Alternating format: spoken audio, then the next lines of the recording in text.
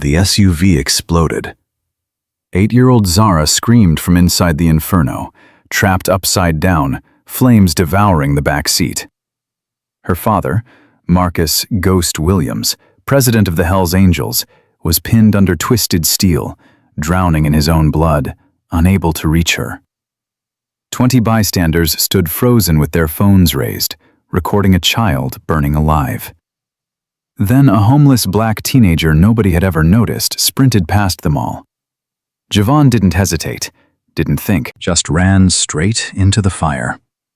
His hands melted against scorching metal, his skin blistered and peeled. He ripped the door open, cut her free with bleeding fingers, carried her out seconds before the vehicle detonated. A stranger's child, saved by a boy the world had thrown away. If you believe heroes come from nowhere, subscribe now. Drop your city in the comments. Let's see how far this story travels. Stay until the end. You'll never forget what happens next. Javon Cole heard the security guard's boots before he saw the flashlight beam cut through the darkness under the highway overpass. "Get up.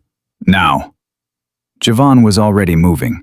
17 years of survival had taught him to sleep light and run fast. He grabbed his backpack and scrambled out from behind the concrete pillar, hands raised, making himself small. "I wasn't causing trouble, just sleeping." "I don't give a damn what you were doing. Get out of here before I call the cops." The guard was maybe 50, heavy around the middle, one hand on his radio like Javon was some kind of threat. Like a starving kid with a torn jacket was dangerous. "I'm going." "Yeah, you better be. And don't come back. We got cameras now." Javon didn't respond. He just walked, head down, shoulders hunched, invisible the way he'd learned to be. Behind him, the guard muttered something, probably worthless or junkie, or one of the other words people used for kids like him. Javon had heard them all. They'd stopped hurting years ago. Or maybe they hadn't. Maybe he'd just gotten better at pretending. He walked until his legs burned, then walked some more. November wind cut through his jacket like it wasn't there. His stomach had stopped growling yesterday. It had given up, same as everything else. Finally, he found a spot behind a closed gas station. Concrete wall blocking the wind, dumpster providing cover. Good enough. He slid down the wall and pulled his knees to his chest. His backpack held everything he owned. One change of clothes, an empty water bottle, and a photograph so worn the edges had gone soft. A woman's face. Young. Scared. Pretty in a sad way. His mother. The one who'd left him at a hospital with a note that said, "I'm sorry, please give him a chance." 17 years later, Javon was still waiting for that chance. Across town, Marcus "Ghost" Williams tucked his daughter into bed. "Daddy, do I have to go to Grandma's?" "You love Grandma's." "I love you more." Ghost felt his chest crack open the way it always did when Zara said things like that. 8 years old, and she already knew exactly how to destroy him. "It's 2 days, baby girl. I'll pick you up Sunday." "You promise?" "Cross my heart." Zara grabbed his hand before he could pull away. "Pinky swear." Ghost wrapped his pinky around hers. His hands were rough, scarred, covered in faded tattoos. Hers were tiny and soft and perfect. "Pinky swear I'll always come back for you, Zara. Always." "Even if bad guys try to stop you?" "Even then." "Even if there's 1,000,000 of them?" "I'd fight 1,000,000 bad guys for you." Zara grinned, satisfied. "Okay, but bring me donuts when you pick me up." "Deal." He kissed her forehead and watched her eyes flutter closed. She was asleep in seconds, the way only kids could sleep. Completely. Trustingly. Without fear. Ghost stayed a moment longer, just watching. Just grateful. His phone buzzed. Text from Brick. "Church tomorrow, 7 a.m. Business." Ghost typed back, "Taking Zara to her grandmother's first. There by 9. Ride safe, brother." Ghost pocketed his phone and walked to his bedroom. On the nightstand, a photo of Sarah holding newborn Zara. Sarah was glowing. Ghost looked terrified. Zara was screaming her head off. Perfect moment, gone forever. "I'm trying," Ghost whispered to the empty room. "Every damn day, I'm trying." He closed his eyes and didn't dream. Morning came cold and gray. Javon woke to car horns and distant sirens, every joint aching, his head pounding from dehydration. His hands shook as he checked his backpack. Still there, still intact. He needed food, needed water, needed something to go right for once. He started walking toward the highway. Sometimes truckers threw out half-eaten meals. Sometimes he got lucky.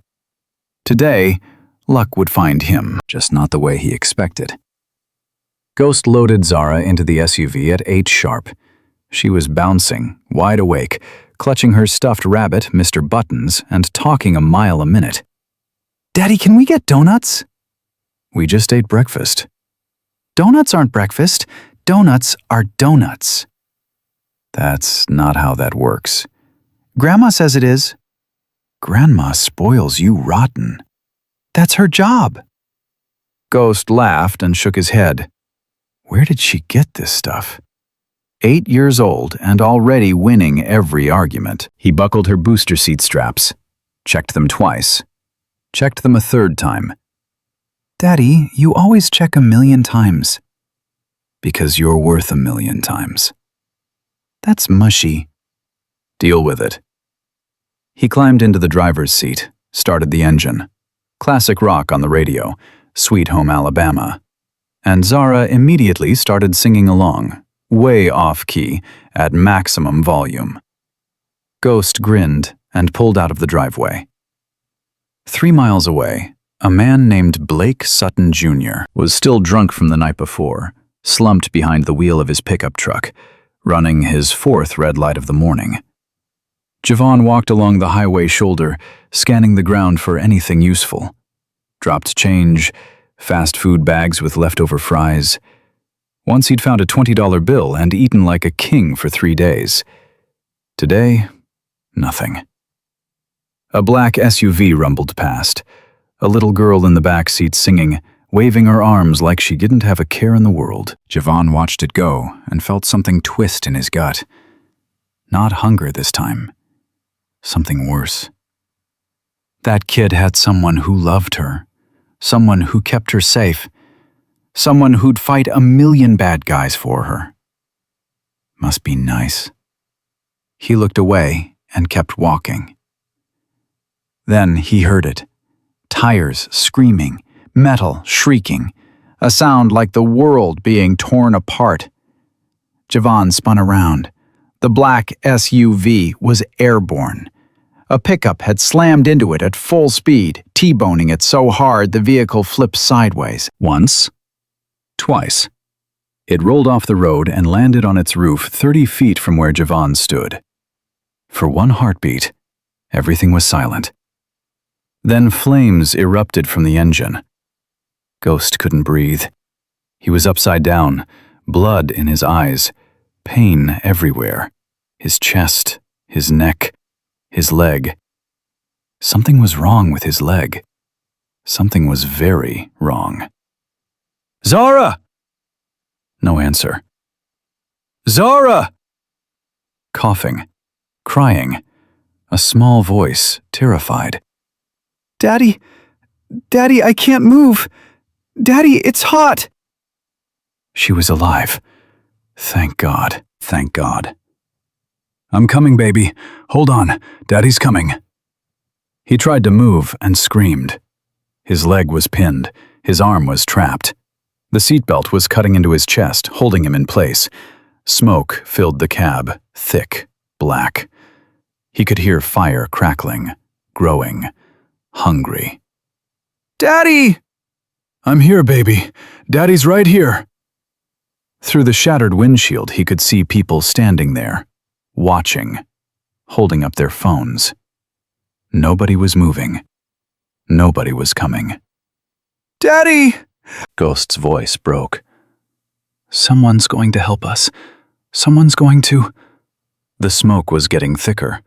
He could hear Zara choking, could hear her crying getting weaker. "Please," Ghost whispered. "Please, somebody, please." Javan ran. He didn't think, didn't hesitate, just ran.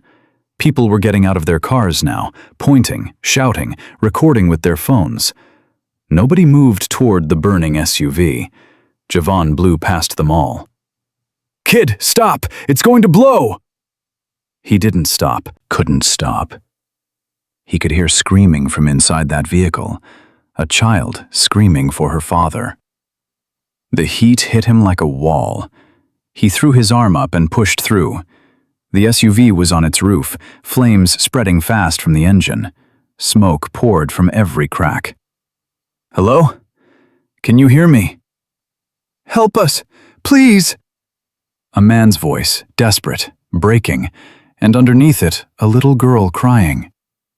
Javan dropped beside the rear door, grabbed the handle. Hot metal seared his palm, and he yanked back with a hiss. Didn't matter. He grabbed it again. Locked. Jammed. Wouldn't budge. He slammed his shoulder against it. Nothing. "I'm getting you out. Hold on." Through the cracked window, he saw her. A little girl, maybe 8, hanging upside down in her booster seat. Tears streaming up her forehead, smoke swirling around her. Their eyes met. "Please," she whispered.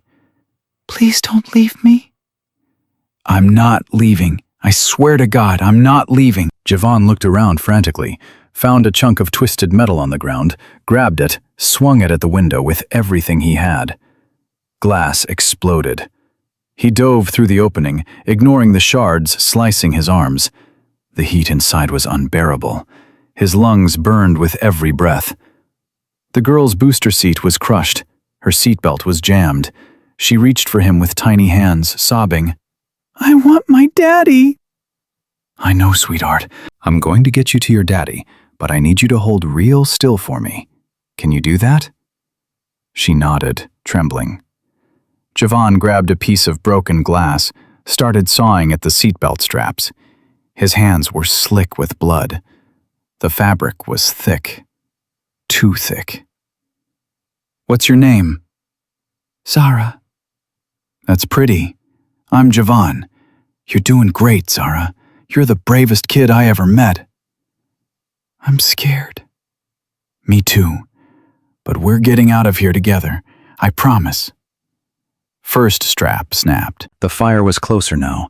He could feel his hair starting to singe, could smell burning plastic and rubber, and something worse. "Almost there. One more. You're doing so good, Zara." "Is my daddy okay?" "He's okay. He's waiting for you." Second strap snapped. Zara fell into his arms. He caught her, pulled her tight against his chest, and turned toward the window. The flames were everywhere now, blocking his exit. No way out. Ghost heard it all. The stranger's voice, Zara's crying, the sawing sound as someone cut her free.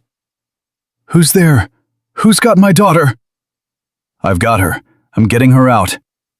"The fire, it's spreading. You have to—" A young voice, strained but steady. "I know, I see it." Then nothing, just the roar of flames. "Hello? Hello?" Silence. Ghost screamed his daughter's name until his throat tore. Javan stared at the wall of fire blocking the window. No way through. Zara buried her face in his chest. "I don't want to die." "You're not going to die." He looked around, spotted a gap. Small, narrow, flames licking at the edges, but not fully engulfed. Not yet. "Hold on to me, Zara, tight as you can. Don't let go no matter what." Her arms wrapped around his neck, her legs locked around his waist. Javan took one breath, held it, and ran. Fire everywhere, heat tearing at his skin. He felt his jacket catch, felt flames bite into his back. Didn't stop. 3 steps. 2. 1. He dove through the window, hit the ground rolling, Zara still clutched against him. They tumbled across asphalt and gravel until they were 20 feet from the SUV. Javan covered her body with his own. The SUV exploded. The blast was deafening. Debris rained down around them. Metal, glass, burning pieces of plastic. Javan kept Zara covered until it stopped, until the only sound was the fire roaring behind them. He lifted his head. The SUV was a fireball.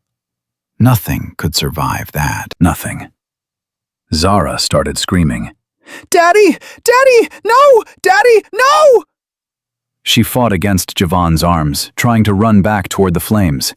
He held her tight, his own eyes burning. "I'm sorry. I'm so sorry, Zara." But then he saw it. Movement through the smoke and fire. A figure crawling, dragging himself across the ground, clothes smoldering, leaving a trail of blood behind him. Ghost. Alive. Javan ran toward him, Zara in his arms. Ghost had collapsed 10 feet from the wreckage. His leg was bent wrong. Blood covered half his face.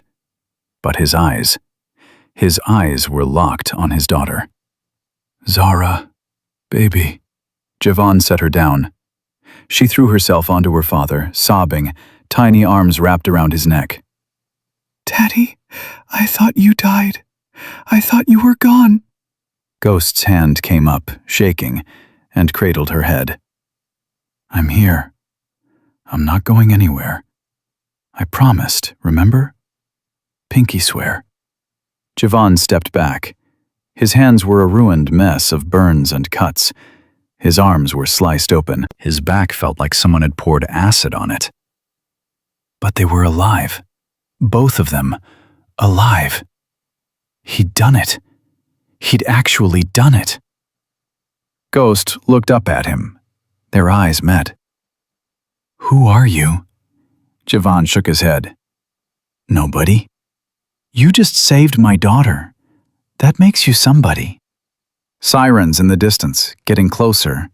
Javan's heart seized. Cops, questions, accusations. He knew how this went. Homeless kid at a crime scene. They'd find a way to blame him. They always did. "I gotta go." "What? No, wait." "Tell her she was brave." Javan's voice cracked. "Tell her she was the bravest kid I ever met." He turned and ran. "Hey, stop! Come back!" But Javan was already gone, disappearing into the chaos, vanishing like he'd never been there at all. Ghost tried to sit up, but pain dropped him flat. "Daddy, where's he going?" "I don't know, baby, but he saved us. We have to say thank you." Ghost stared at the spot where the boy had disappeared. "We will. I promise we'll find him." Brick got to the hospital 40 minutes later. He burst through the ER doors, cut on full display, and didn't stop until he found Ghost's bed. "Jesus Christ, you look like hell." "Feel worse." "Zara?" "She's okay. Smoke inhalation, minor burns. They're keeping her overnight. She's sleeping." Brick let out a breath. "Thank God." "It wasn't God."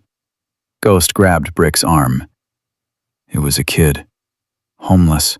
Maybe 17, 18. Black kid, skinny as hell. He pulled Zara out of that truck, carried her through fire. I'd be planning her funeral right now if it wasn't for him." "Where is he?" He ran. Soon as he heard sirens, he bolted. Brick frowned. "Why?" "Because he's a homeless kid. Because cops don't give guys like him the benefit of the doubt. Because he probably thought they'd blame him." Ghost didn't answer, They both knew. "What do you want to do?" Ghost's eyes went cold. The same look Brick had seen before, in prison yards, in bar fights, in moments when everything was on the line. "Find him. I don't care how long it takes. I don't care what it costs. That boy saved my daughter's life. Find him." 3 days later, Javon couldn't run anymore. The burns had gotten infected. His cuts had turned septic. Fever ate through him like fire, making the world tilt and spin. He'd found an abandoned warehouse, dark, cold, safe from the people who wanted him gone. Not safe from his own body shutting down. He lay on concrete, shivering and burning at the same time, delirious, fading.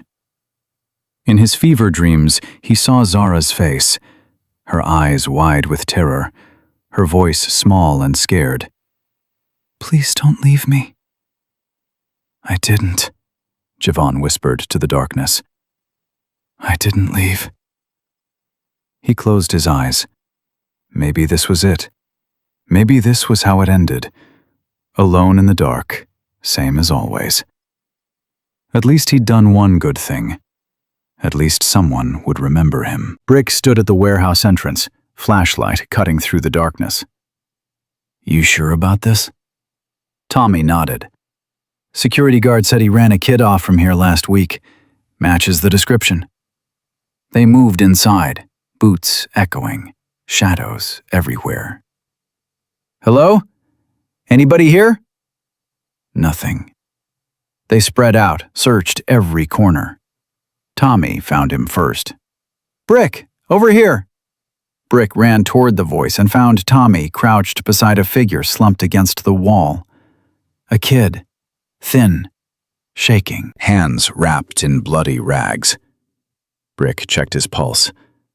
Weak, thready, barely there. "It's him." He pulled out his phone, dialed Ghost. "We found him." "How bad?" "Bad. Real bad. He needs a hospital." "Take him to Dr. Chen. Private. No cops. I'm on my way." Brick hung up and looked at the others. "Help me carry him. Careful. This kid's a hero." They lifted Javon gently. His eyes fluttered open. "Zara," he mumbled. "Is Zara okay?" Brick stared at this half-dead kid who'd walked through fire for a stranger and was still asking about her with his last breath. "She's okay. Because of you." Javon smiled, just barely. Then his eyes closed. Brick carried him out of the darkness. The Hells Angels had him now, and whether Javon knew it or not, his life was never going to be the same. Javon woke to the smell of antiseptic and the sound of beeping machines. His eyes wouldn't focus. Everything was blurry, swimming wrong. He tried to move his hands and felt fire shoot up his arms. "Easy, don't move." A woman's voice, calm, professional. Javon blinked until the world sharpened. White ceiling, bright lights, an IV in his arm. Hospital. He was in a hospital. Panic seized him. He tried to sit up. "I said, don't move." Hands pushed him back down. A woman in scrubs stood over him, her face stern but not unkind. "You've been unconscious for 18 hours. Your hands are badly burned. You have a serious infection. If you rip out that IV, you'll be dead by morning." Javon's throat was raw. "Where am I?" "Private clinic, Dr. Chen." I can't pay for this." "It's already paid for." "By who?" The woman glanced toward the door. "Someone who wants to meet you, but first you need to rest." "I don't understand." "You will." She adjusted something on the IV stand. Ethan felt warmth spread through his veins. His eyelids got heavy. "Wait, the little girl. Zara, she's fine. Because of you." Javon let out a breath he didn't know he was holding. Then the darkness took him again. When he woke the second time, he wasn't alone. A man sat in a chair by the window. Big, broad-shouldered. His face was stitched and bruised, one leg in a cast propped up on a stool. He wore a leather vest covered in patches. Hell's Angels. Javon's blood went cold. The man turned his head. Their eyes met. "You're awake." Javon tried to push himself up, but his arms wouldn't cooperate. His bandaged hands throbbed. "Who are you? What do you want?" "My name's Marcus. People call me Ghost." The man leaned forward. "And what I want is to say thank you." Javon stared at him. "Thank you?" "You pulled my daughter out of a burning truck. You carried her through fire. You saved her life." Ghost's voice cracked on the last word. "So, yeah, thank you. Lily's father. This was Zara's father." The Hell's Angel was Zara's father. Javon didn't know what to say, didn't know what to think. "I need to leave. You can barely lift your head. I'll manage.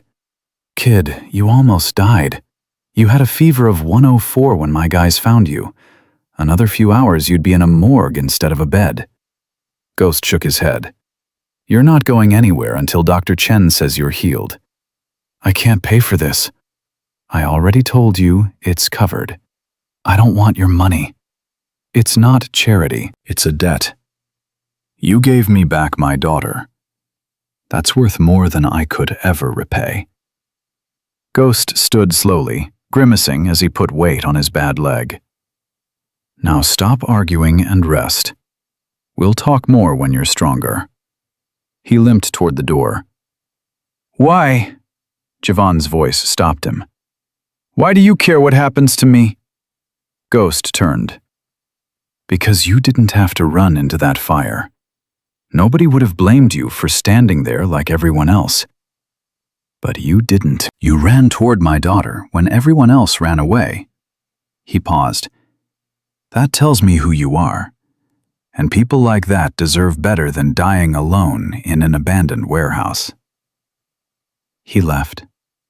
Javon stared at the ceiling for a long time. Nobody had ever talked to him like that. Nobody had ever looked at him and seen anything worth saving. He didn't know what to do with it, so he closed his eyes and slept. 3 days passed. Javon's fever broke on day 2. His infection started responding to antibiotics. Dr. Chen, a no-nonsense woman in her 60s, changed his bandages twice a day and told him he was lucky to still have his hands. "The burns are 2nd degree. Painful, but they'll heal. You'll have scars, but you'll keep full function." "Thanks." "Thank whoever paid your bill. This kind of treatment doesn't come cheap." Ghost visited every day. Sometimes he brought Zara.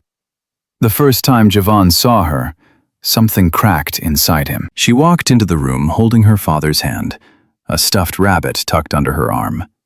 Her other hand was bandaged, and there were faint marks on her face from the smoke. But her eyes were exactly like he remembered. Big, bright, full of life. "Hi," she said. "I'm Zara. You saved me." Javon's throat closed up. "Hey, Zara." "Daddy said you're a hero." "I'm not a hero." "Yes, you are. Heroes save people. You saved me." She walked closer to the bed, studying him with the fearless curiosity of a child. "Does it hurt? Your hands?" "A little." "I got hurt too, see?" She held up her bandaged hand. "We're twins now." Javon almost smiled. Almost. "I guess we are." Zara looked at him for a long moment. Then she reached into her pocket and pulled something out.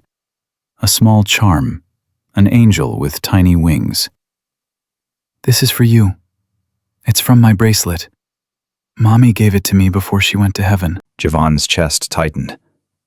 Zara, I can't take that. Yes, you can. Angels protect people. You protected me, so now you get an angel too. She pressed it into his palm before he could argue. Her small fingers were warm against his bandaged hand. Thank you for saving me, Javon. She said his name like it mattered, like he mattered. Javon couldn't speak, could barely breathe. Ghost watched from the doorway, his eyes wet. Come on, baby girl. Let's let Javon rest. Okay, Daddy. Zara waved at Javon. Bye. Get better soon. They left. Javon stared at the tiny angel in his palm. Something he hadn't felt in years rose up in his chest. Something that hurt worse than the burns. Hope. On day 4, Brick came by. He was huge, tattooed, intimidating as hell. He sat down in the chair Ghost usually occupied and studied Javon like he was trying to figure out a puzzle. So you're the kid. I guess. Ghost told me what you did, running into that fire, cutting Zara free. Brick shook his head. That was either the bravest thing I've ever heard or the dumbest. Probably both. Brick laughed, a genuine laugh, deep and rough. I like you, kid. You got guts. He leaned forward. But I gotta ask, why'd you run after you saved her? I mean, why'd you take off like that? Javon looked away. You wouldn't understand. Try me. Because I've been blamed for things my whole life. Things I didn't do. Things that happened because I was in the wrong place at the wrong time. Because when you're homeless, when you're nobody, people assume the worst. Always. Javon's voice went flat. I figured the cops would show up, see a kid covered in blood at a crash scene, and decide I was the problem. It's happened before. Brick was quiet for a moment. That's messed up. That's reality. Maybe, but not anymore. Brick stood. Ghost wants you to know something. As long as you want it, you got protection. The club's protection. Anyone gives you trouble, they answer to us. Why? You don't even know me. I know you risked your life for a little girl you'd never met. I know you almost died because you didn't think your own safety mattered. Brick headed for the door. That tells me everything I need to know. He paused at the threshold. Get some rest, kid. When you're back on your feet, we'll talk about what comes next. Javon watched him go. What comes next? Nobody had ever said those words to him before. His whole life had been about surviving the present, never about what came next. He didn't know if he was ready for things to be different. He didn't know if he deserved it. On day 5, the news trucks arrived. Javon heard them before he saw them. The commotion outside, raised voices, the sound of vehicles pulling up. Dr. Chen came into his room, her face tight. There's a situation. What kind of situation? The media found out about the accident. About you. Me? Someone leaked the story. Homeless teenager saves biker's daughter from burning car. It's everywhere. Javon's stomach dropped. I don't want to talk to reporters. You won't have to. Ghost's people are handling it. But there's something else. She hesitated. The driver of the other truck, the one who caused the accident. His father is a wealthy businessman named Blake Sutton. He's claiming his son wasn't at fault. What? He's saying the accident was unavoidable, that his son wasn't drunk. He's got lawyers already working to spin the narrative. Javon thought about Zara trapped in that booster seat. Thought about Ghost pinned and bleeding, screaming for his daughter. I saw the truck run the red light, full speed. The guy didn't even try to stop. I know, but Blake Sutton has money. Money changes stories. What does that have to do with me? Doctor. Chen looked at him. Sutton's lawyers are suggesting you might have been involved. That maybe you were the one who caused the accident. that your heroics were actually a cover-up. The words hit Javon like a physical blow. That's insane. I've been here the whole time. I haven't gone anywhere. I know. But you're a homeless kid with no alibi, no family, no resources. He's a millionaire with a team of lawyers. Who do you think people are going to believe? Javon felt the familiar cold settle into his chest. The same cold he'd felt every time the world reminded him of his place. Of course. Of course they'd find a way to blame him. Why had he expected anything different? I should leave. If I disappear, they can't. No. Dr. Chen's voice was firm. You're not running. Not this time. Why not? It's what I'm good at. Because Ghost won't let you. And honestly, neither will I. She softened slightly. You did something good, Javon. Something brave. You don't have to keep paying for other people's sins. She left him alone with his thoughts. Javon stared at the ceiling. His whole life, he'd been nobody. Invisible. Disposable. And now, for the first time, he'd done something that mattered, and they were trying to take even that away from him. He thought about running. It would be easy. Wait until dark, slip out, disappear. But then he remembered Zara's face, the little angel charm in his palm. Ghost's voice saying, "That tells me who you are." Maybe he was tired of running. Maybe he was tired of being nobody. Ghost showed up an hour later. He didn't look happy. His jaw was tight, his eyes hard. You heard about Sutton? Dr. Chen told me. His son was drunk. Blood alcohol twice the legal limit. We have the hospital records, but Sutton's claiming they were falsified. Ghost's hands clenched into fists. He's got half the city council in his pocket. He's already got news outlets running stories about the mysterious homeless youth at the scene. I should go. If I'm not here, they can't. No. Ghost, I said no. Ghost limped closer to the bed. Listen to me. I've spent my whole life being judged by this patch on my back. People see the leather, the tattoos, and they decide I'm a monster before I ever open my mouth. I know what it's like to have the world against you. This is different. It's not. It's exactly the same. Rich guy trying to crush someone who can't fight back. Ghost's eyes locked onto his.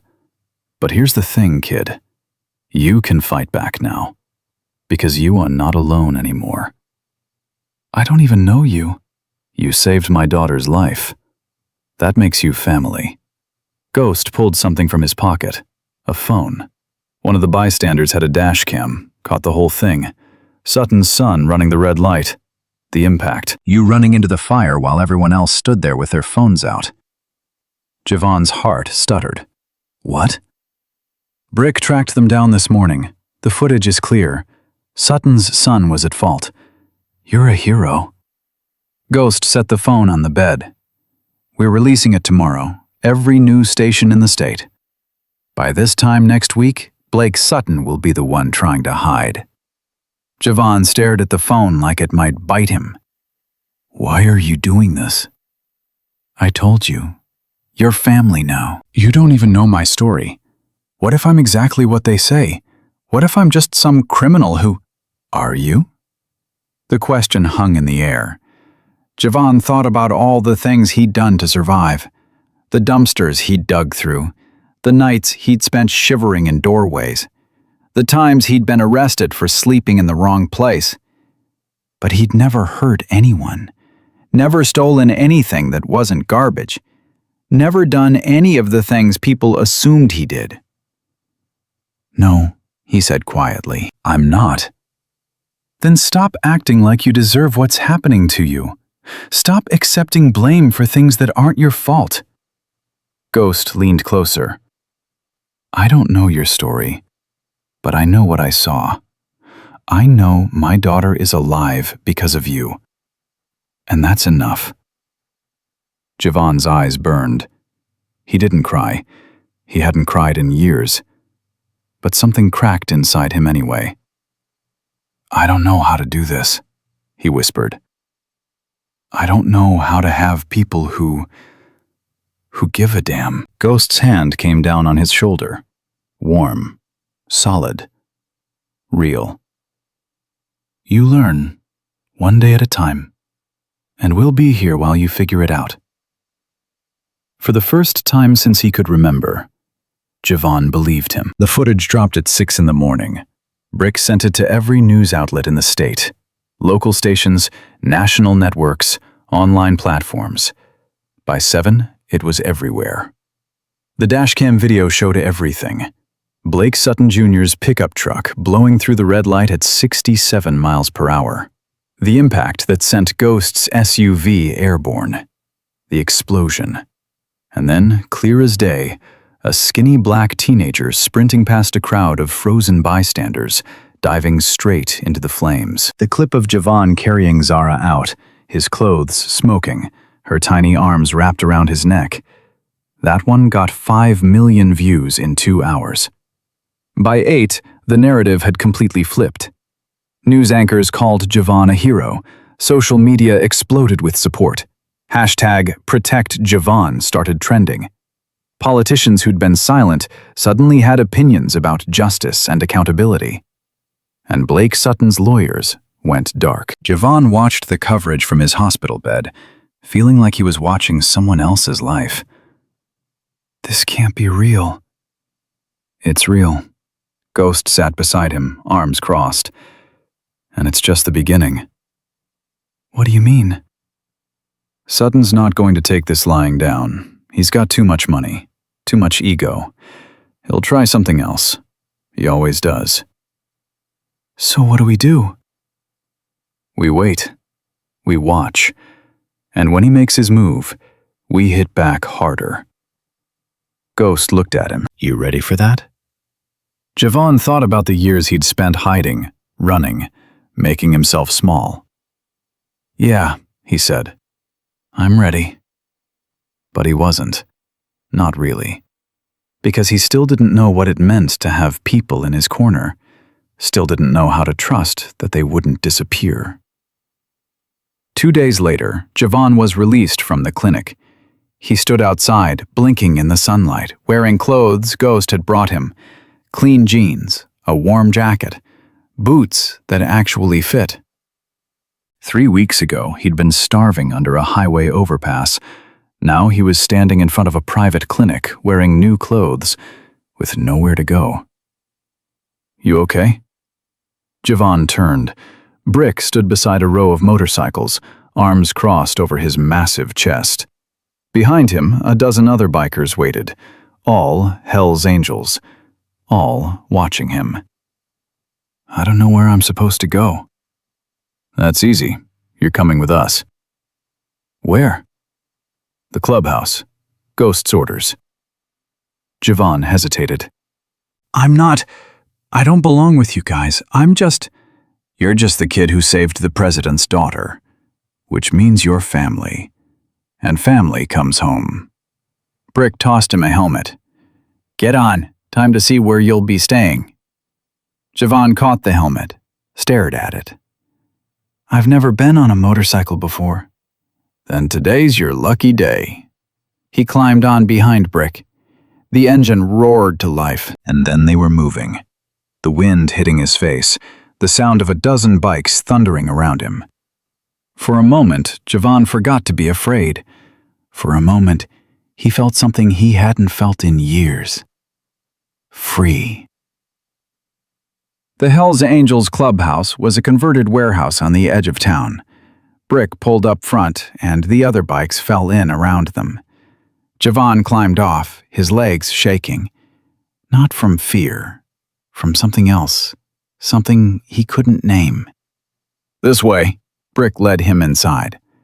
The clubhouse was bigger than he expected. A main room with a bar and pool tables, a kitchen, a hallway leading to back rooms, and people everywhere. Men in leather cuts, women with hard eyes and warm smiles, kids running around laughing. It looked like a family. Javon! Zara came sprinting across the room and crashed into him, wrapping her arms around his waist. You're here! Daddy said you were coming, but I didn't believe him because grown-ups lie sometimes.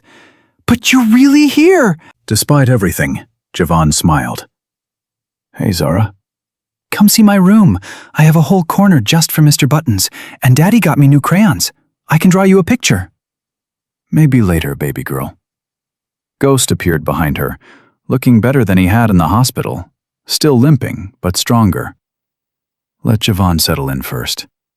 But Daddy… No buts. Go play. You can show him your room after dinner. Zara pouted but obeyed, running off toward a group of other kids. Ghost turned to Javon. Welcome home. This isn't my home. It is now, if you want it to be. Ghost gestured toward the hallway. We've got a room set up for you. Nothing fancy, but it's warm and dry, and nobody's going to run you off in the middle of the night. Javon's throat tightened. A room. His own room. I don't understand why. Why are you doing all this? Because you deserve it. Because no kid should have to sleep under bridges. Because… Ghost paused. Because when I looked at you in that hospital bed, I saw something. Something that reminded me of myself back before I had anyone who gave a damn. And if someone had given me a chance back then, maybe things would have been different. Maybe I wouldn't have made half the mistakes I made. You don't know me. I know enough. The rest we'll figure out. Ghost put a hand on his shoulder. But here's the deal. You stay, you pull your weight. We'll find you work at the shop, teach you skills, give you a shot at something real. But no more running, no more hiding. You're here now. You're one of us. Javon stared at him. Nobody had ever offered him anything like this. Not the foster families who treated him like a burden. Not the group homes that had thrown him out at 18 with nothing. Not the shelters that turned him away when beds filled up. Nobody had ever looked at him and seen potential. What if I screw up? Then you screw up and we deal with it. That's what family does. Family. Javon had never had a family, had never known what the word meant. But looking at Ghost, at this scarred, limping biker who had every reason to hate the world, but was offering a hand instead, he thought maybe he was starting to understand. Okay, he whispered. I'll stay. Ghost nodded. Good. Now come on, let's get you something to eat. You look like you haven't had a decent meal in years. He hadn't. They walked toward the kitchen together. Behind them, Zara came running back, grabbing Javon's hand. Daddy, can Javon sit next to me at dinner? If he wants to. Do you want to, Javon? Javon looked down at her face, bright, hopeful, alive because he'd refused to look away. Yeah, he said. I'd like that.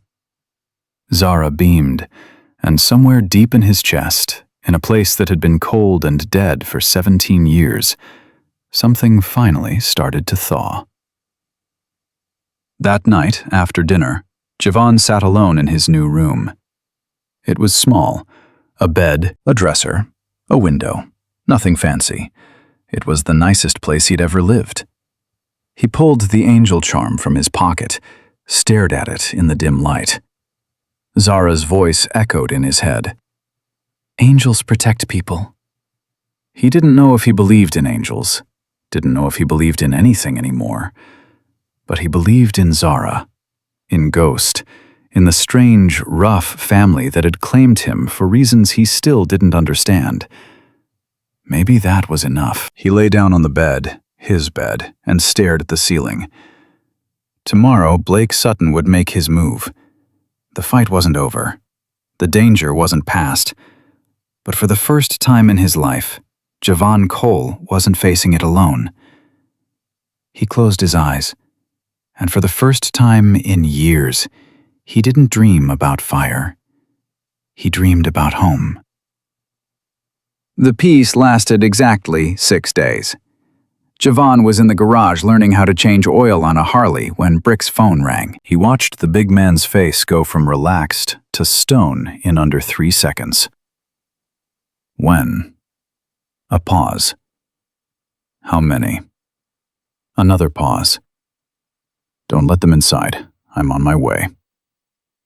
Brick hung up and looked at Javon. We got a problem. What kind of problem?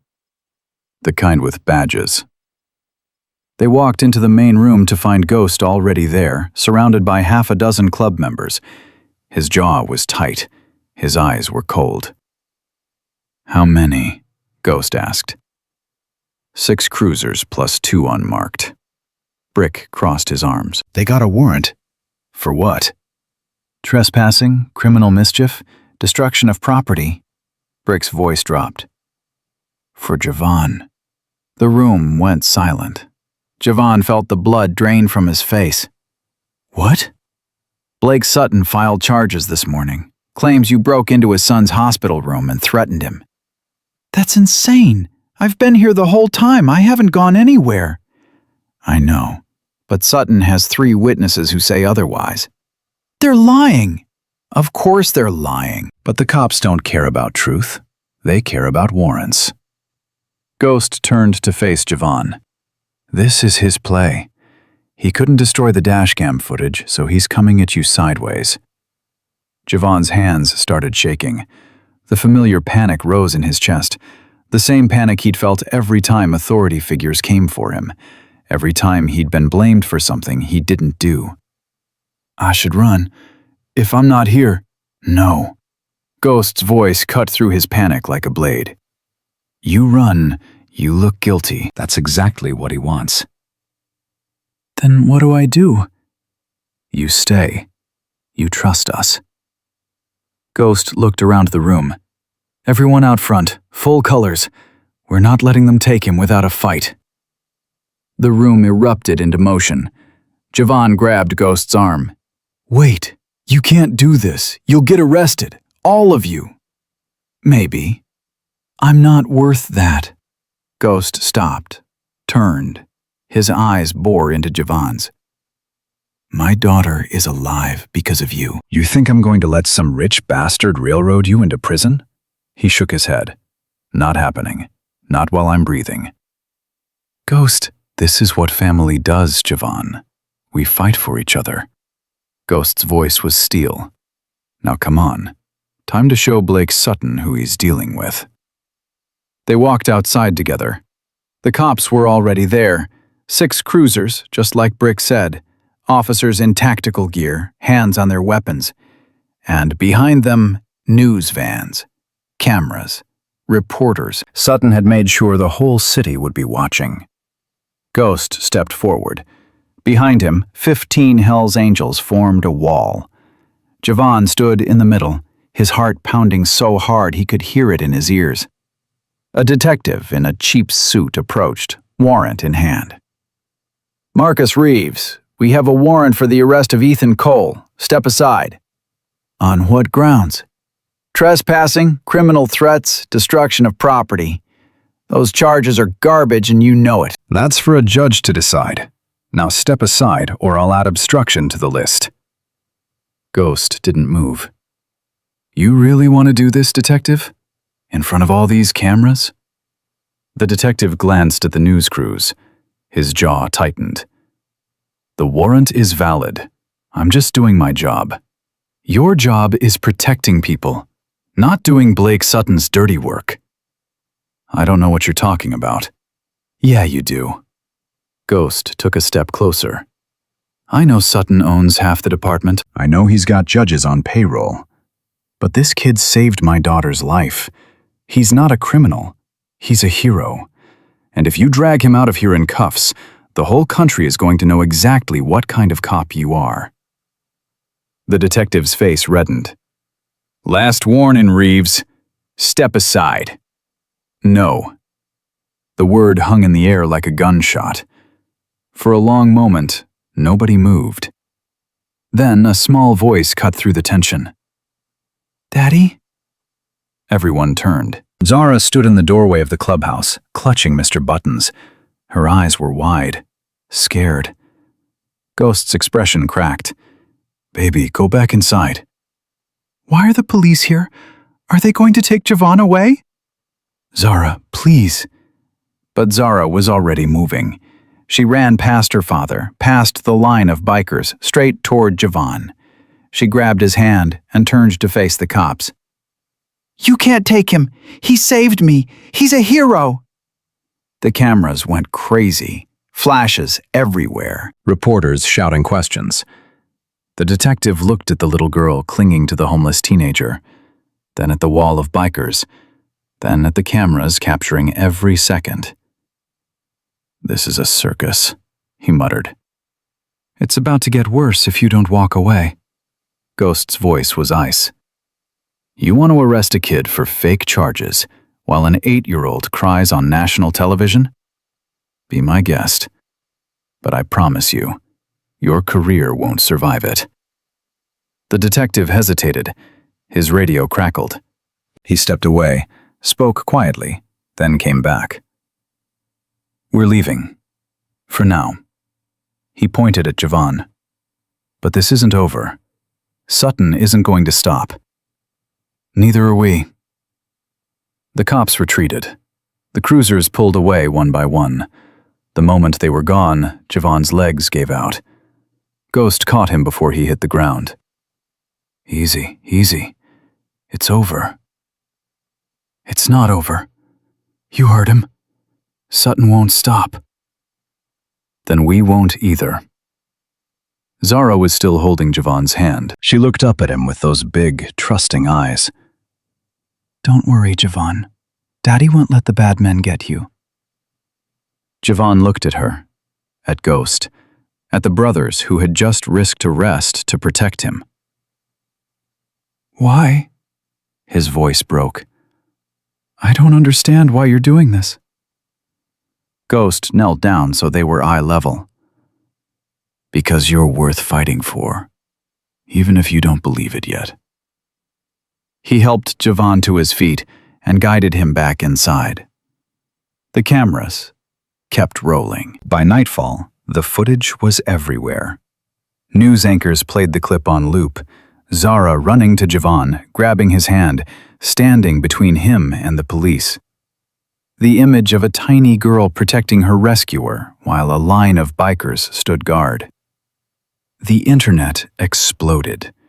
Donations poured in from strangers who wanted to help with Javon's legal fees. Lawyers reached out, offering pro bono representation. Politicians started calling for an investigation into Blake Sutton's influence over the police department. But Sutton didn't back down. 2 days later, the attack came from a different direction. Ghost was on the phone when Javon walked into the main room. His face was pale. His hand gripped the phone so tight his knuckles went white. When did this happen? A pause. Where is she now? Another pause. Don't let anyone near her. I'm coming. He hung up and turned. What's wrong? Javon asked. Zara's school. Someone tried to grab her. The world stopped. What? During recess, a man in a suit approached her, told her I'd been in an accident and he was there to take her to the hospital. Thank God her teacher saw it and intervened. Javon felt sick. Is she okay? She's scared, but she's safe. Ghost grabbed his keys. The man got away, but I know who sent him. Sutton. Who else? Javon's fear transformed into something else, something hot and sharp.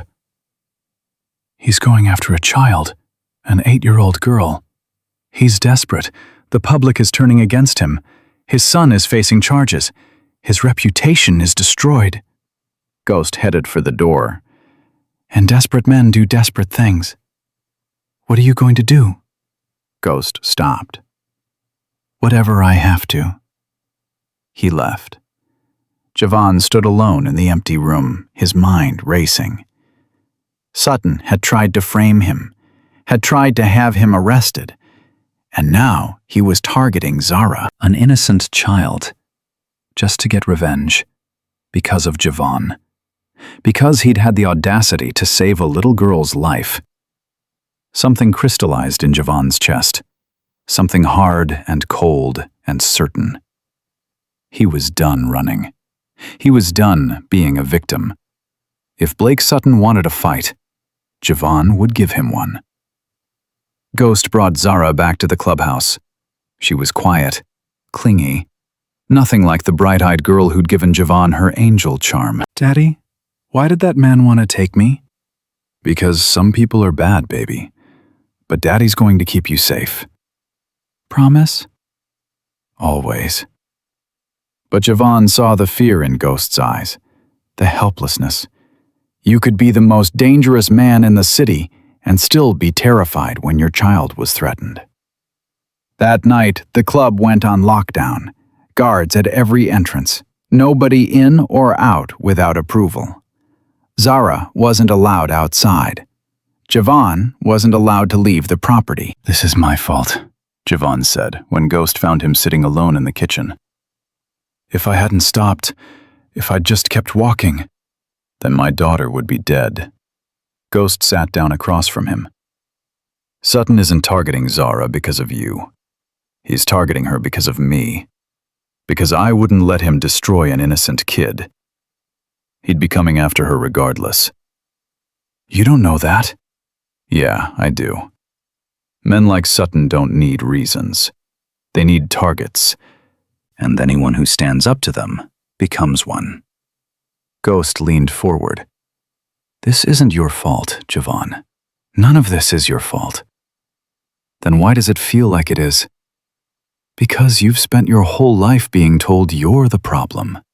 Every foster home, every group home, every cop who looked at you and saw trouble." Ghost's voice softened. "But you're not the problem. You never were.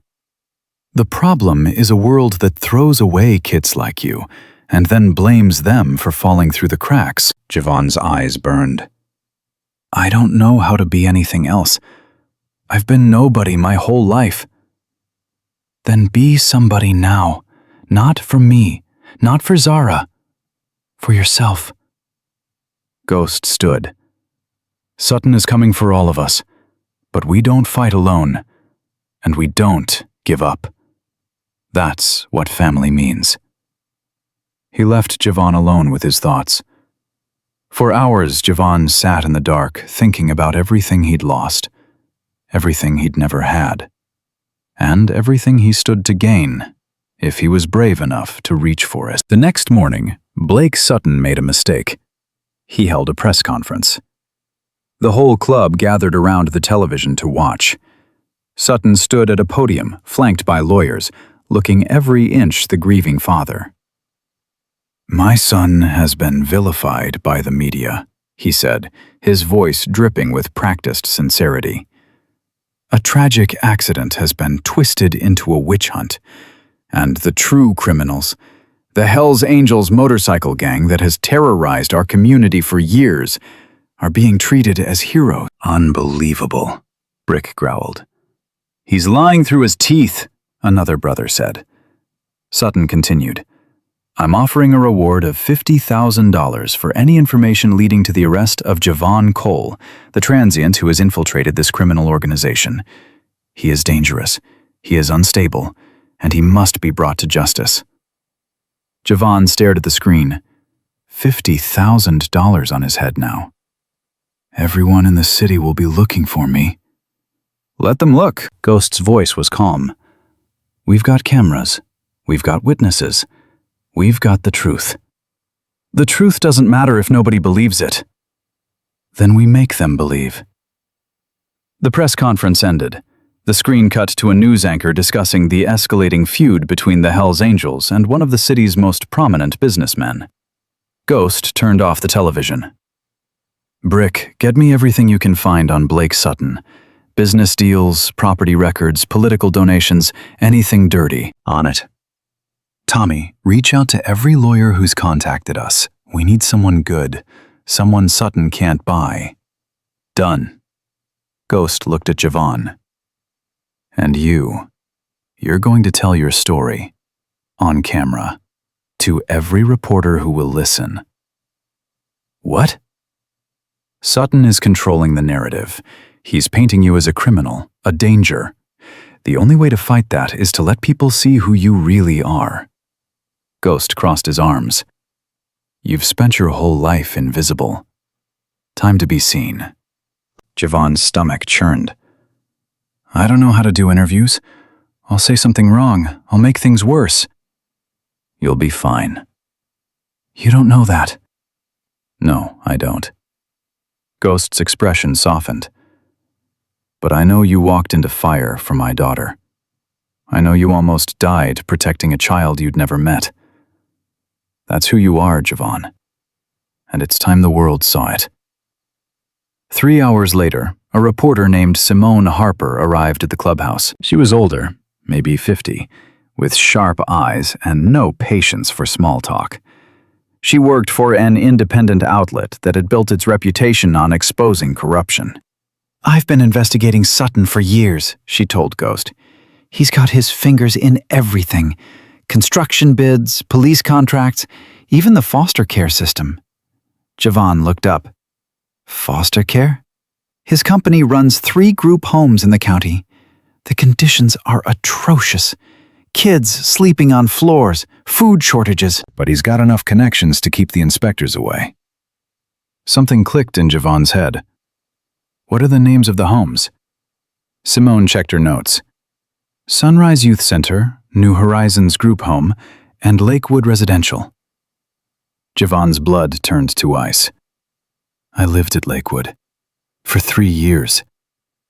The room went silent. What? Ghost's voice was barely a whisper. From 13 to 16, before they kicked me out for behavioral issues. Javon's hands started shaking. The behavioral issue was that I reported the director for stealing food, for selling donated clothing instead of giving it to us, for... He stopped, couldn't finish. Simone leaned forward, recorder in hand. Javon, are you saying Blake Sutton profited from the group home where you grew up? I'm saying he owned it. I'm saying I almost starved there. I'm saying they threw me out because I tried to tell someone the truth. Ghost stared at him. You never told me this. I didn't know Sutton was connected. Not until now. Javon looked at Simone. I'll do your interview. I'll tell you everything. But you have to promise me something. What? That you'll tell the whole story. Not just what happened to me, but what's happening to all the kids still stuck in his homes. Simone's eyes hardened with something like respect. I promise. The interview lasted 4 hours. Javon talked about his childhood, about being abandoned, about bouncing between foster homes, about Lakewood, the hunger, the neglect, the abuse. He talked about the crash, about Lily, about running into fire because he couldn't walk away. He talked about what it felt like to be nobody and what it felt like to finally be seen. When it was over, Simone packed up her equipment. This is going to destroy him, she said. Sutton has been hiding behind his money for decades. But people's sympathy only stretches so far. When they see what he did to kids like you, she shook her head. It's over for him. When does it air? Tomorrow night. Prime time. After she left, Javon sat alone on the clubhouse steps. Ghost found him there as the sun went down. You did good. I told a stranger my whole life story. Every horrible thing that ever happened to me. I know, that took guts. It doesn't feel like guts. It feels like I ripped my chest open and let everyone look inside. Ghost sat down beside him. That's exactly what courage is. Letting people see you even when you're scared. They sat in silence for a while. I never knew Sutton was connected to Lakewood, Javon said quietly. All those years I blamed myself for what happened there. Thought I was the problem. Turns out it was rigged from the start. A lot of things are rigged. Doesn't mean you can't fight back. What if fighting back makes things worse? What if Sutton comes after Zara again? Then we protect her. Same as always. Ghost looked at him. But I'll tell you something, Javon. Running doesn't keep people safe. I've been running from things my whole life. From my past, from my mistakes. It never helped. The only thing that ever helped was standing my ground and fighting for the people I love. What if you lose? Then you lose. But at least you lose standing up. Ghost stood and offered his hand. Come on, Zara's been asking for you. She wants to show you a picture she drew. Javon took his hand and let himself be pulled up. What kind of picture? You'll have to see for yourself. They walked inside together. Zara was waiting in the common room, bouncing with excitement. Javon, look! Look what I made! She held up a piece of paper. Crayon drawing. Crude, but unmistakable. A man with brown hair running toward flames. A little girl being carried to safety. And above them, written in wobbly letters, My hero, Javon. Javon's vision blurred. You like it? I love it. Daddy says we're going to frame it and put it on the wall. Javon looked at Ghost, who shrugged. Kid draws a picture of her hero. It deserves a frame. Zara grabbed Javon's hand. Will you watch a movie with me? Daddy says I can stay up late because of all the scary stuff happening. Javon looked at Ghost, who nodded. Sure, Zara. What movie? The one with the fish, the lost one. Finding Nemo. Yeah. It's about a daddy who goes really far to find his son. It's kind of like you and me, except you're not a fish and I'm not lost anymore. Javon's heart cracked open. Yeah, kind of like that. They settled onto the couch. Zara curled up against him, Mr. Buttons wedged between them. The movie started. Halfway through, Zara fell asleep with her head on his shoulder. Javon didn't move. He just sat there, watching this tiny person breathe, thinking about all the things he'd never had, all the things he'd never thought he deserved. And he realized something. He'd been wrong. He'd spent his whole life believing he was worthless, believing he was broken, believing the world would be better off without him. But looking at Zara's peaceful face, feeling her small hand still clutching his sleeve, he understood the truth. He had value. He mattered. And no matter what Blake Sutton did, no matter what came next, no one could take that away from him. Ghost found them like that an hour later. He didn't say anything, just covered them both with a blanket and turned off the lights. Tomorrow the interview would air. Tomorrow the real fight would begin.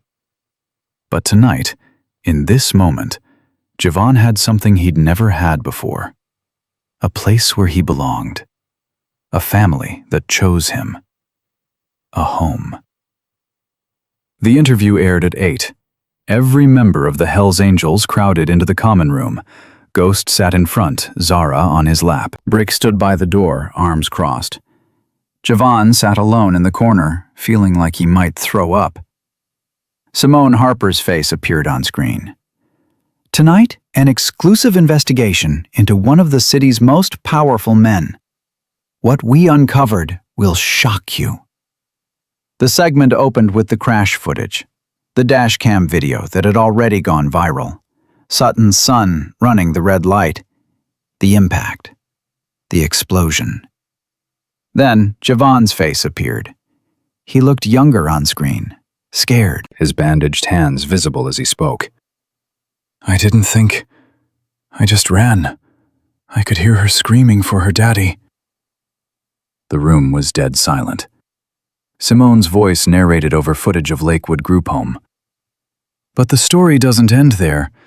Our investigation revealed a disturbing connection between Blake Sutton and the young hero he's tried to destroy. Photos appeared, documents, financial records. Javon Cole spent 3 years at Lakewood Residential, a group home owned by Sutton Holdings. Former residents described conditions of neglect and abuse. Other faces appeared on screen. Other kids, grown now, who had survived Lakewood. They told stories that made Javon's stomach turn. stories he'd tried to forget. Then his interview continued. They told us we were lucky to have a roof over our heads, that we should be grateful. But kids were going hungry, getting sick, and when I tried to report it, they kicked me out. Simone's voice returned. Blake Sutton profited from the suffering of children like Javon Cole, and when that same child saved a life, Sutton tried to have him arrested on fabricated charges. The segment ended with the footage from the standoff outside the clubhouse. Zara running to Javon, the bikers forming a wall, the cops retreating. Simone's closing words hit like a hammer. Blake Sutton built an empire on the backs of forgotten children. Tonight, those children are forgotten no more. The screen went black. Nobody spoke. Then Brick let out a low whistle. Damn. Ghost's phone started ringing, then Brick's, then 3 others. Within minutes, the clubhouse was chaos. Reporters calling for statements, lawyers offering help, politicians suddenly eager to distance themselves from Sutton. Javon sat frozen in his corner, watching it all unfold. Zara climbed off Ghost's lap and walked over to him. Javon, are you okay? I don't know. You looked brave on TV. I didn't feel brave. That's what being brave is. She repeated the words he'd said to her in the burning truck. Being scared, but doing it anyway. Javon looked at this 8-year-old who understood courage better than most adults. When did you get so smart? I'm precocious. Grandma says so. Despite everything, Javon laughed. Ghost appeared beside them, phone still in hand. Simone's segment is the #1 trending topic nationwide. Sutton's lawyers are in full damage control. They're saying no comment to everything. What happens now? Now we wait. Let the pressure build. Sutton is a cornered animal. He's going to make a mistake. What if he doesn't? He will. Men like him always do. The mistake came 48 hours later. Javon was helping Tommy change a tire when Brick burst into the garage. Turn on the news, now! They ran inside. On the screen, Blake Sutton was being led out of his office building in handcuffs. Cameras swarmed him. Reporters shouted questions. His face was red with rage. A news anchor's voice explained. Blake Sutton was arrested this morning on charges of fraud, embezzlement, and conspiracy to obstruct justice. Federal investigators have also opened an inquiry into conditions at group homes operated by Sutton Holdings. Ghost turned up the volume. In a separate development, Sutton's son, Blake Sutton Jr., has been formally charged with vehicular assault while intoxicated. He faces up to 15 years in prison. The room erupted. Brothers cheering, backs slapping. Someone broke out a bottle of whiskey. But Javon just stared at the screen. Sutton in handcuffs. His son facing prison. Everything they'd done to him, to Zara, to all those kids at Lakewood, finally exposed. It didn't feel real. Ghost appeared beside him. You did this. I didn't do anything. Simone did the investigation. You protected me. You told the truth when it would have been easier to stay silent. You spoke up. Ghost put a hand on his shoulder. That took more courage than running into fire. Javon shook his head. I just wanted it to stop. I wanted someone to finally believe me. And now the whole country believes you. Ghost turned him to face the room, the brothers celebrating, Zara dancing around with Mr. Buttons, everyone laughing and alive. This is what happens when you stop running, Javon. This is what happens when you fight back. Javon looked at the family he'd stumbled into, the people who had risked everything to protect him. I don't know how to thank you. You don't have to. You're one of us now. One of us. 3 words that changed everything. That night, the clubhouse threw a party. Not for Sutton's arrest, for Javon. Someone hung Zara's crayon drawing on the wall behind the bar. Brothers kept coming up to shake his hand, slap his back, tell him he was a hell of a kid. Javon didn't know how to handle it. He'd spent his whole life being invisible, being ignored, being blamed. And now people were celebrating him, thanking him, seeing him. It was overwhelming, terrifying, and somehow wonderful.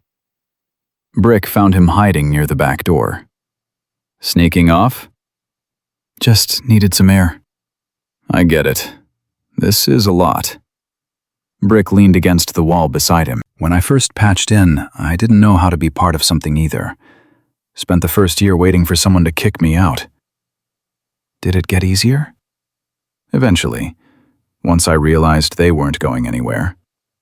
Brick looked at him. These guys, they're not perfect.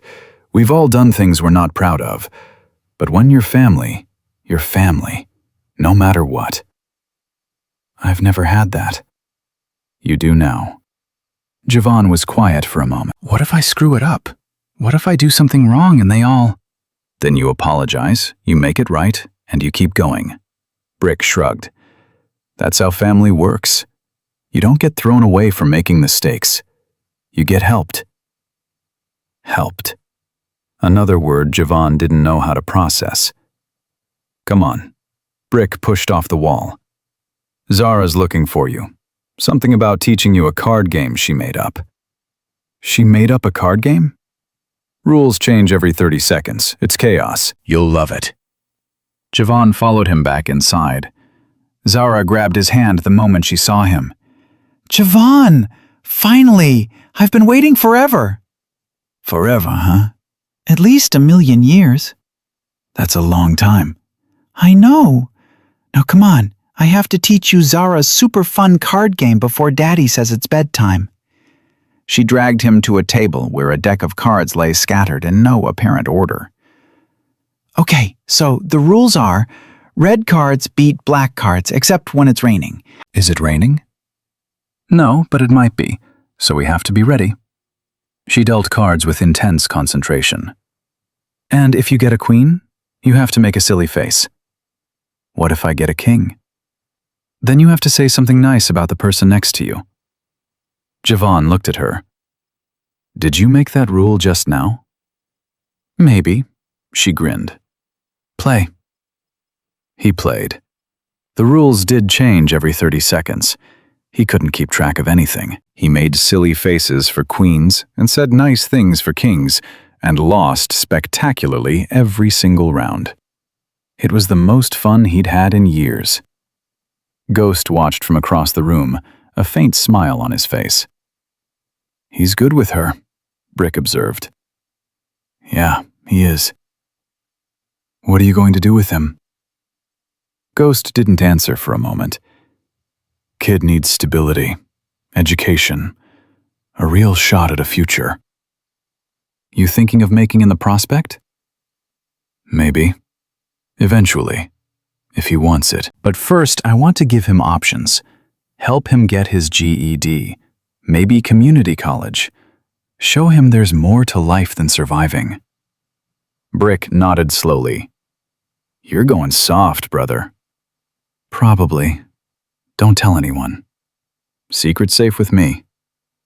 Across the room, Zara shrieked with laughter as Javon made his 10th silly face in a row. For a moment, everything was perfect. And then Ghost's phone rang. He glanced at the screen, frowned.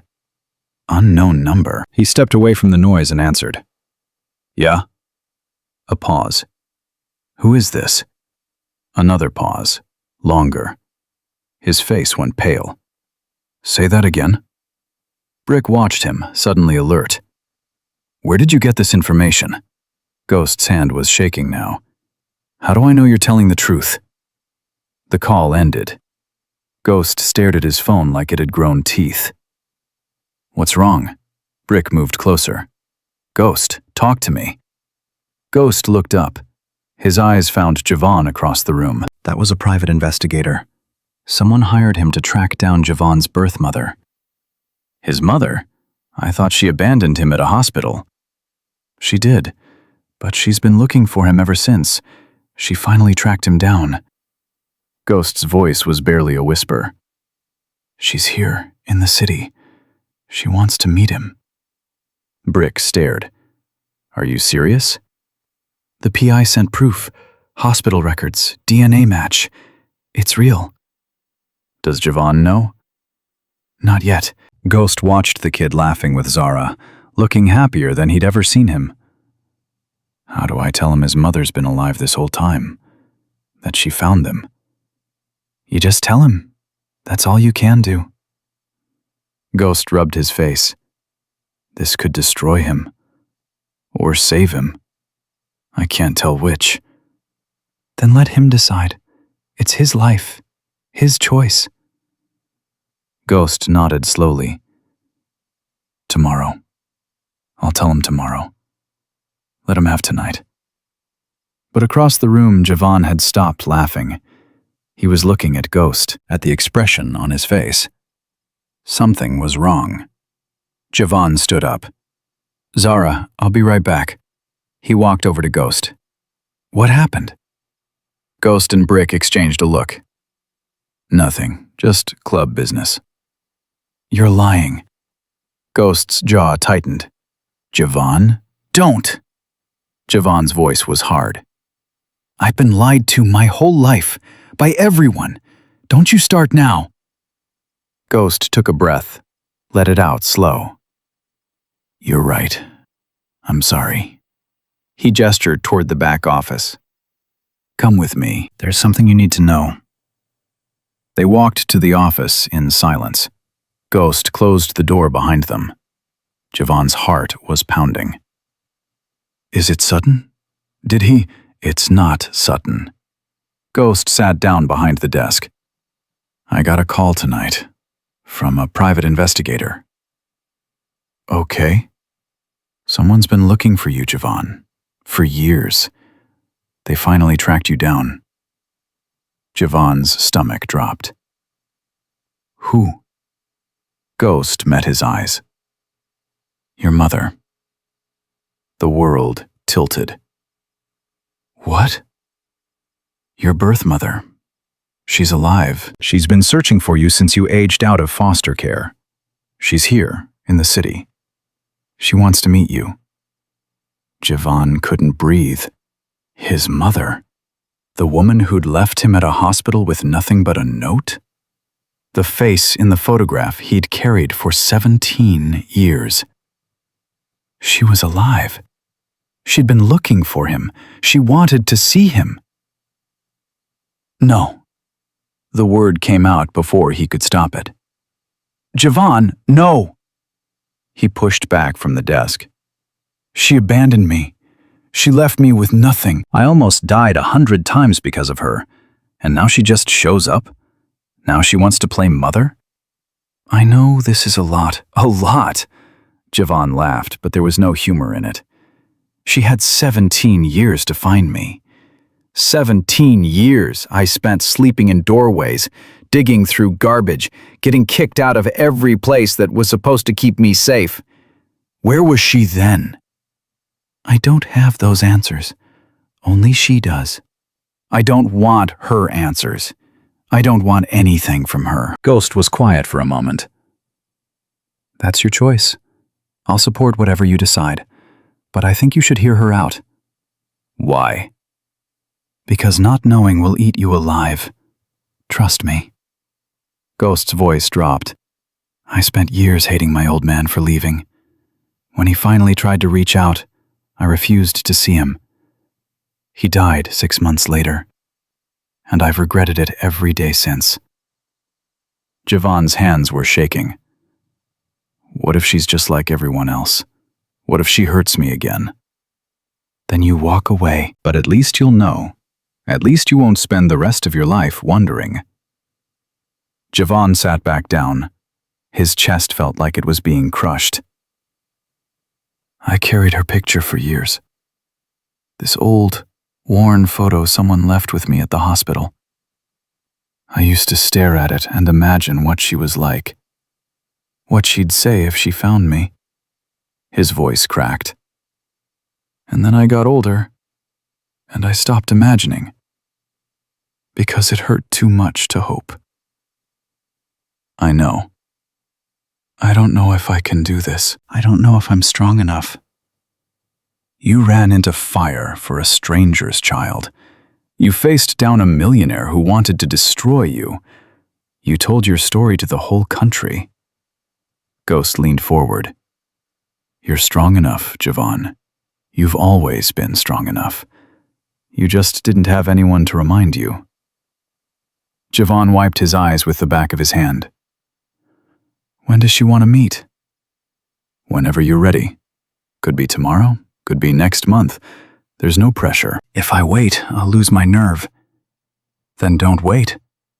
Javon took a deep breath.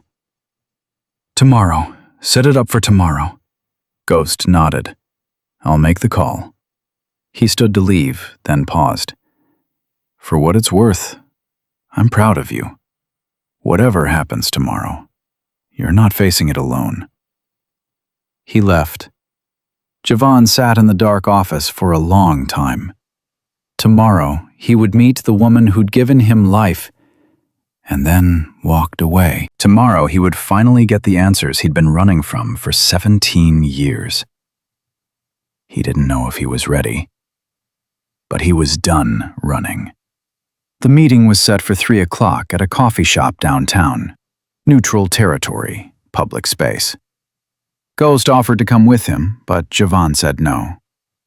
This is something I have to do myself. You sure? No, but I'm doing it anyway. Zara hugged him before he left. Good luck, Javon. Thanks, Zara. If your mommy is mean, you can share my daddy. He's really good at being a daddy. Javon's throat tightened.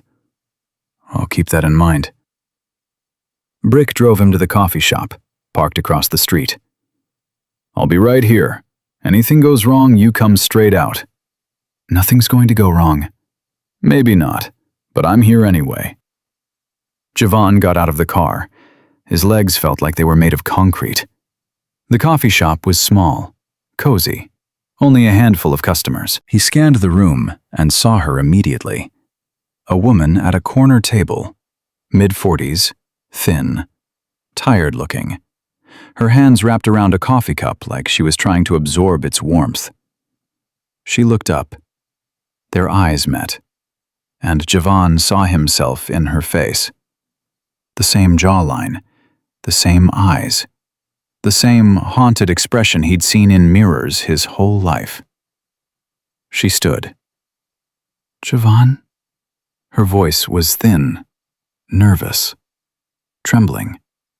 He walked toward her on legs that didn't feel like his own. Yeah, it's me. She burst into tears. Oh, God. Oh, my God, you're here. You're really here. She reached for him, then stopped herself, like she didn't know if she had the right. Can I? She choked on the words. Can I hug you? Javon didn't move. I need answers first. She nodded quickly, wiping her face. Of course, yes. Whatever you want to know. They sat down across from each other. Javon's hands were fists under the table. Why? The question was barely a whisper. Why did you leave me? She closed her eyes. Tears streamed down her cheeks. I was 15. Homeless. Running from an abusive stepfather who'd been hurting me for years. When I found out I was pregnant, she shook her head. I had nothing, Javon. Nothing. I couldn't feed myself, let alone a baby. I was terrified. So you just threw me away. I left you at a hospital because I thought they'd take care of you. I thought you'd go to a good family. I thought... Her voice broke. I thought you'd have a better life than anything I could give you. I didn't. I know. God, I know. She looked at him with devastated eyes. When I finally got stable enough to look for you, you'd been in the system for years. By the time I tracked you down, you'd aged out. disappeared. She reached across the table. I've been searching for 3 years, hiring investigators, following dead ends. I never gave up. I swear to you, I never gave up. Javon's anger warred with something else, something softer, something that hurt even more. I almost died. Multiple times. I slept under bridges. I starved. I got beat up by people who thought I was trash. His voice cracked. Do you know what that's like? Do you have any idea? No. She didn't look away. I don't. And I'm so sorry. I'm so sorry for everything you went through. I know sorry isn't enough. I know nothing I say will make it okay. But I want you to know that leaving you was the hardest thing I've ever done. And there hasn't been a single day since that I haven't thought about you. Wondered where you were. Prayed you were safe. I wasn't safe. I know. I wasn't okay. I know. Javon pulled his hand back when she tried to touch it. I spent my whole life thinking I wasn't worth keeping, that something was wrong with me, that I was broken. She reached across the table and grabbed his hand before he could stop her. You're not broken. You were never broken. I was the broken one. I made impossible choices with impossible options, and you paid the price. Her grip tightened. But I'm here now, and I know I don't deserve anything from you. I know I can't make up for 17 years. But if you'll let me, I want to try. I want to know you. I want to be part of your life, whatever that looks like. Javon stared at their joined hands, his mother's hands, thin, worn, scarred in ways he didn't want to ask about. I don't know if I can forgive you. I'm not asking for forgiveness. I'm asking for a chance. Why should I give you one? She was quiet for a moment. Because you know what it's like to want one, to need someone to see past your mistakes and give you a shot. She met his eyes. You ran into fire for a little girl you didn't know. You gave her a chance to live. All I'm asking is for you to give me a chance to be part of your life. Javon pulled his hand back. He stood up. She flinched like he'd hit her. I need time, he said. I can't, I need to think. Of course. Take all the time you need. He started to walk away, stopped. What's your name? She looked up. Kenya. Kenya Cole. Cole. She'd given him her last name. He hadn't known that. I'll call you, he said. I don't know when, but I'll call. Hope flooded her face. Thank you. Thank you, Javon. He walked out of the coffee shop. Brick was waiting. How'd it go? Javon got in the car. I don't know yet. They drove back to the clubhouse in silence. When they arrived, Zara was waiting on the steps. Javon, how was it? Was she nice? Are you okay? Javon knelt down to her level. I'm okay, Zara. It was hard, but I'm okay. Are you going to see her again? Maybe. I don't know yet. Zara nodded seriously. That's okay. You can take your time. That's what Daddy says when I don't know the answer to something. He says it's okay to not know right away. Your daddy's pretty smart. I know. He's the best daddy in the whole world. She hugged Javon tight. And you're the best Javon in the whole world. He hugged her back. Over her shoulder, he saw Ghost watching from the doorway. Their eyes met. Ghost gave a small nod. Whatever you decide, we've got your back. Javon held Zara close and let himself feel it. The weight of the day, the confusion, the anger, the tiny, terrifying spark of hope. He didn't have all the answers, but for the first time in his life, he didn't have to face the questions alone. That night, Javon sat on the roof of the clubhouse, the angel charm in his palm. Ghost found him there as the sun went down. "Zara's asking if you're coming to dinner." "In a minute." Ghost sat down beside him. "Want to talk about it?" "I don't know what I feel. Part of me hates her. Part of me understands. Part of me wants to walk away and never look back." He turned the charm over in his fingers, "And part of me wants to give her a chance." "What does your gut say?"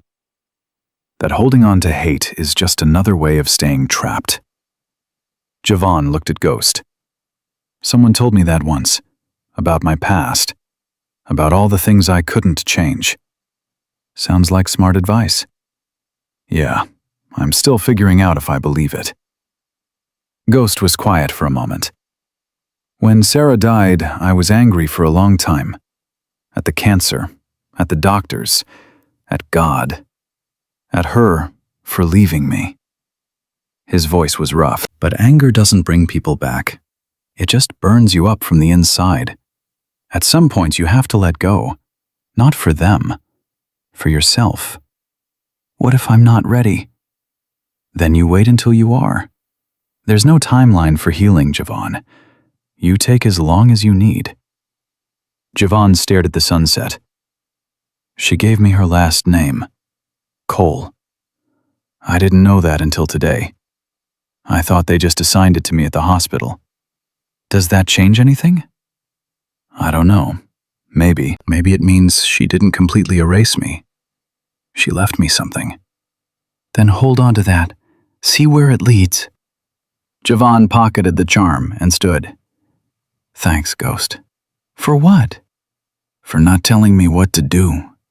For letting me figure it out." "That's what family does." Family. Javon was still learning what that word meant, but he was getting closer every day. "Come on," Ghost said, standing. "Lily made place cards for dinner. You're sitting between her and Mr. Buttons." "Mr. but gets his own seat?" "Mr. Buttons is a very important member of this family." Javon laughed. They walked back inside together. Behind them, the sun disappeared below the horizon, and somewhere in the city, a woman named Kenya Cole sat alone in her apartment, staring at a photograph of a baby she'd loved enough to let go, waiting for a phone call that might never come, or might come tomorrow, or might come in a year. It didn't matter. She'd waited 17 years already. She could wait a little longer. 3 weeks passed. Javon didn't call Kenya. Every day he picked up his phone, stared at the number Ghost had given him, and every day he put it back down. He didn't know what to say. Didn't know if he wanted to say anything at all. In the meantime, life at the clubhouse continued. He worked in the garage every morning, learned how to rebuild engines, change brakes, tune carburetors. Brick said he had a natural talent. Javon didn't believe him, but he kept showing up anyway. Afternoons he studied for his GED. Ghost had hired a tutor, a retired teacher named Margaret, who didn't take excuses and didn't let him quit when the work got hard. "You're smarter than you think," she told him after their first week. "You just never had anyone who believed in you." Evenings belonged to Zara. They played her ever-changing card games, watched movies, drew pictures. She decided that Javon needed an art education, so every night she taught him something new. How to draw a cat, a flower, a motorcycle, a very lopsided dragon.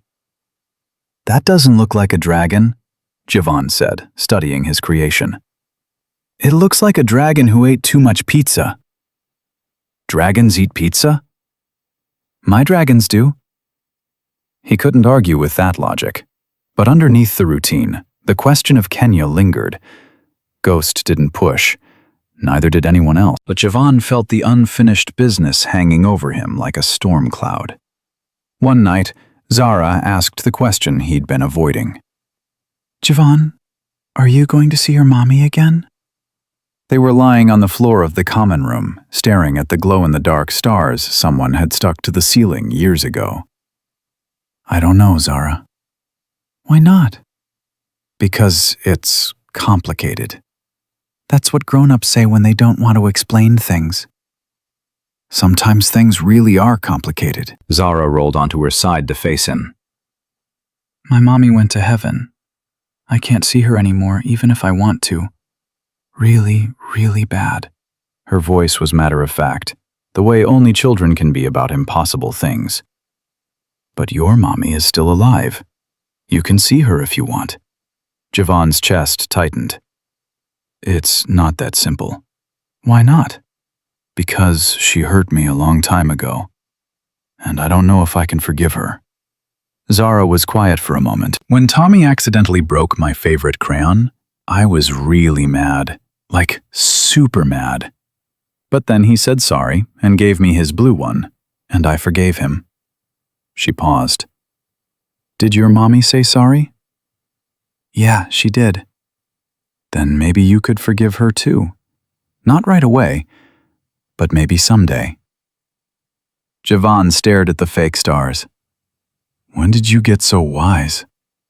I'm 8. 8 is very wise. He laughed despite himself. I'll think about it. Good. Because holding on to mad feelings makes your tummy hurt. That's what Daddy says.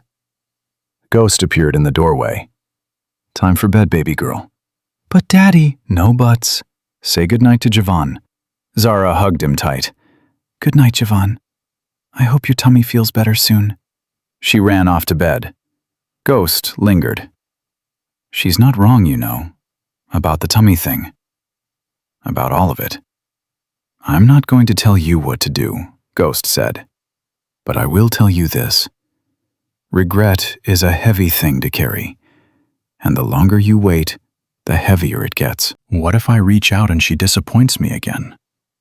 Then at least you'll know. At least you won't spend the rest of your life wondering what could have been. Javon closed his eyes. I'm scared. I know. I've never had a mother, not really. I don't know how to be someone's son. You learn. Same way you learned everything else around here. One day at a time. Ghost stood. Get some sleep. Tomorrow's a big day. What's tomorrow? You'll see. He left Javon alone with the glow-in-the-dark stars and the weight of a decision he couldn't keep avoiding. Tomorrow turned out to be Javon's GED exam. He'd known it was coming. Margaret had been drilling him for weeks, but somehow the reality of it hadn't hit until Ghost handed him a new shirt and told him to look sharp. You've got this, Ghost said. Margaret says you're more than ready. Margaret's an optimist. Margaret's a realist who doesn't waste compliments. If she says you're ready, you're ready. Brick drove him to the testing center. The whole ride, Javon's leg wouldn't stop bouncing. Relax, it's just a test. Easy for you to say. I failed mine twice before I passed. Third time's the charm. That's not reassuring. Wasn't trying to be reassuring. Was trying to tell you that even if you fail, you can try again. It's not the end of the world. Javon took a deep breath. What if I'm not smart enough? You ran into a burning car and saved a kid's life. Pretty sure that took more brains than any test. Brick pulled up to the building. Go in there and show them what you've got. We'll be here when you're done. Javon walked into the testing center. 4 hours later, he walked out. Brick was leaning against the car. How'd it go? I don't know. Maybe okay. Maybe terrible. Well, you didn't run out crying, so that's a good sign. The bar is very low. Hey, progress is progress. They drove back to the clubhouse. Zara was waiting on the steps. Did you pass? Did you pass? Did you pass? I don't know yet. Results take a few weeks. That's forever! Tell me about it. She grabbed his hand.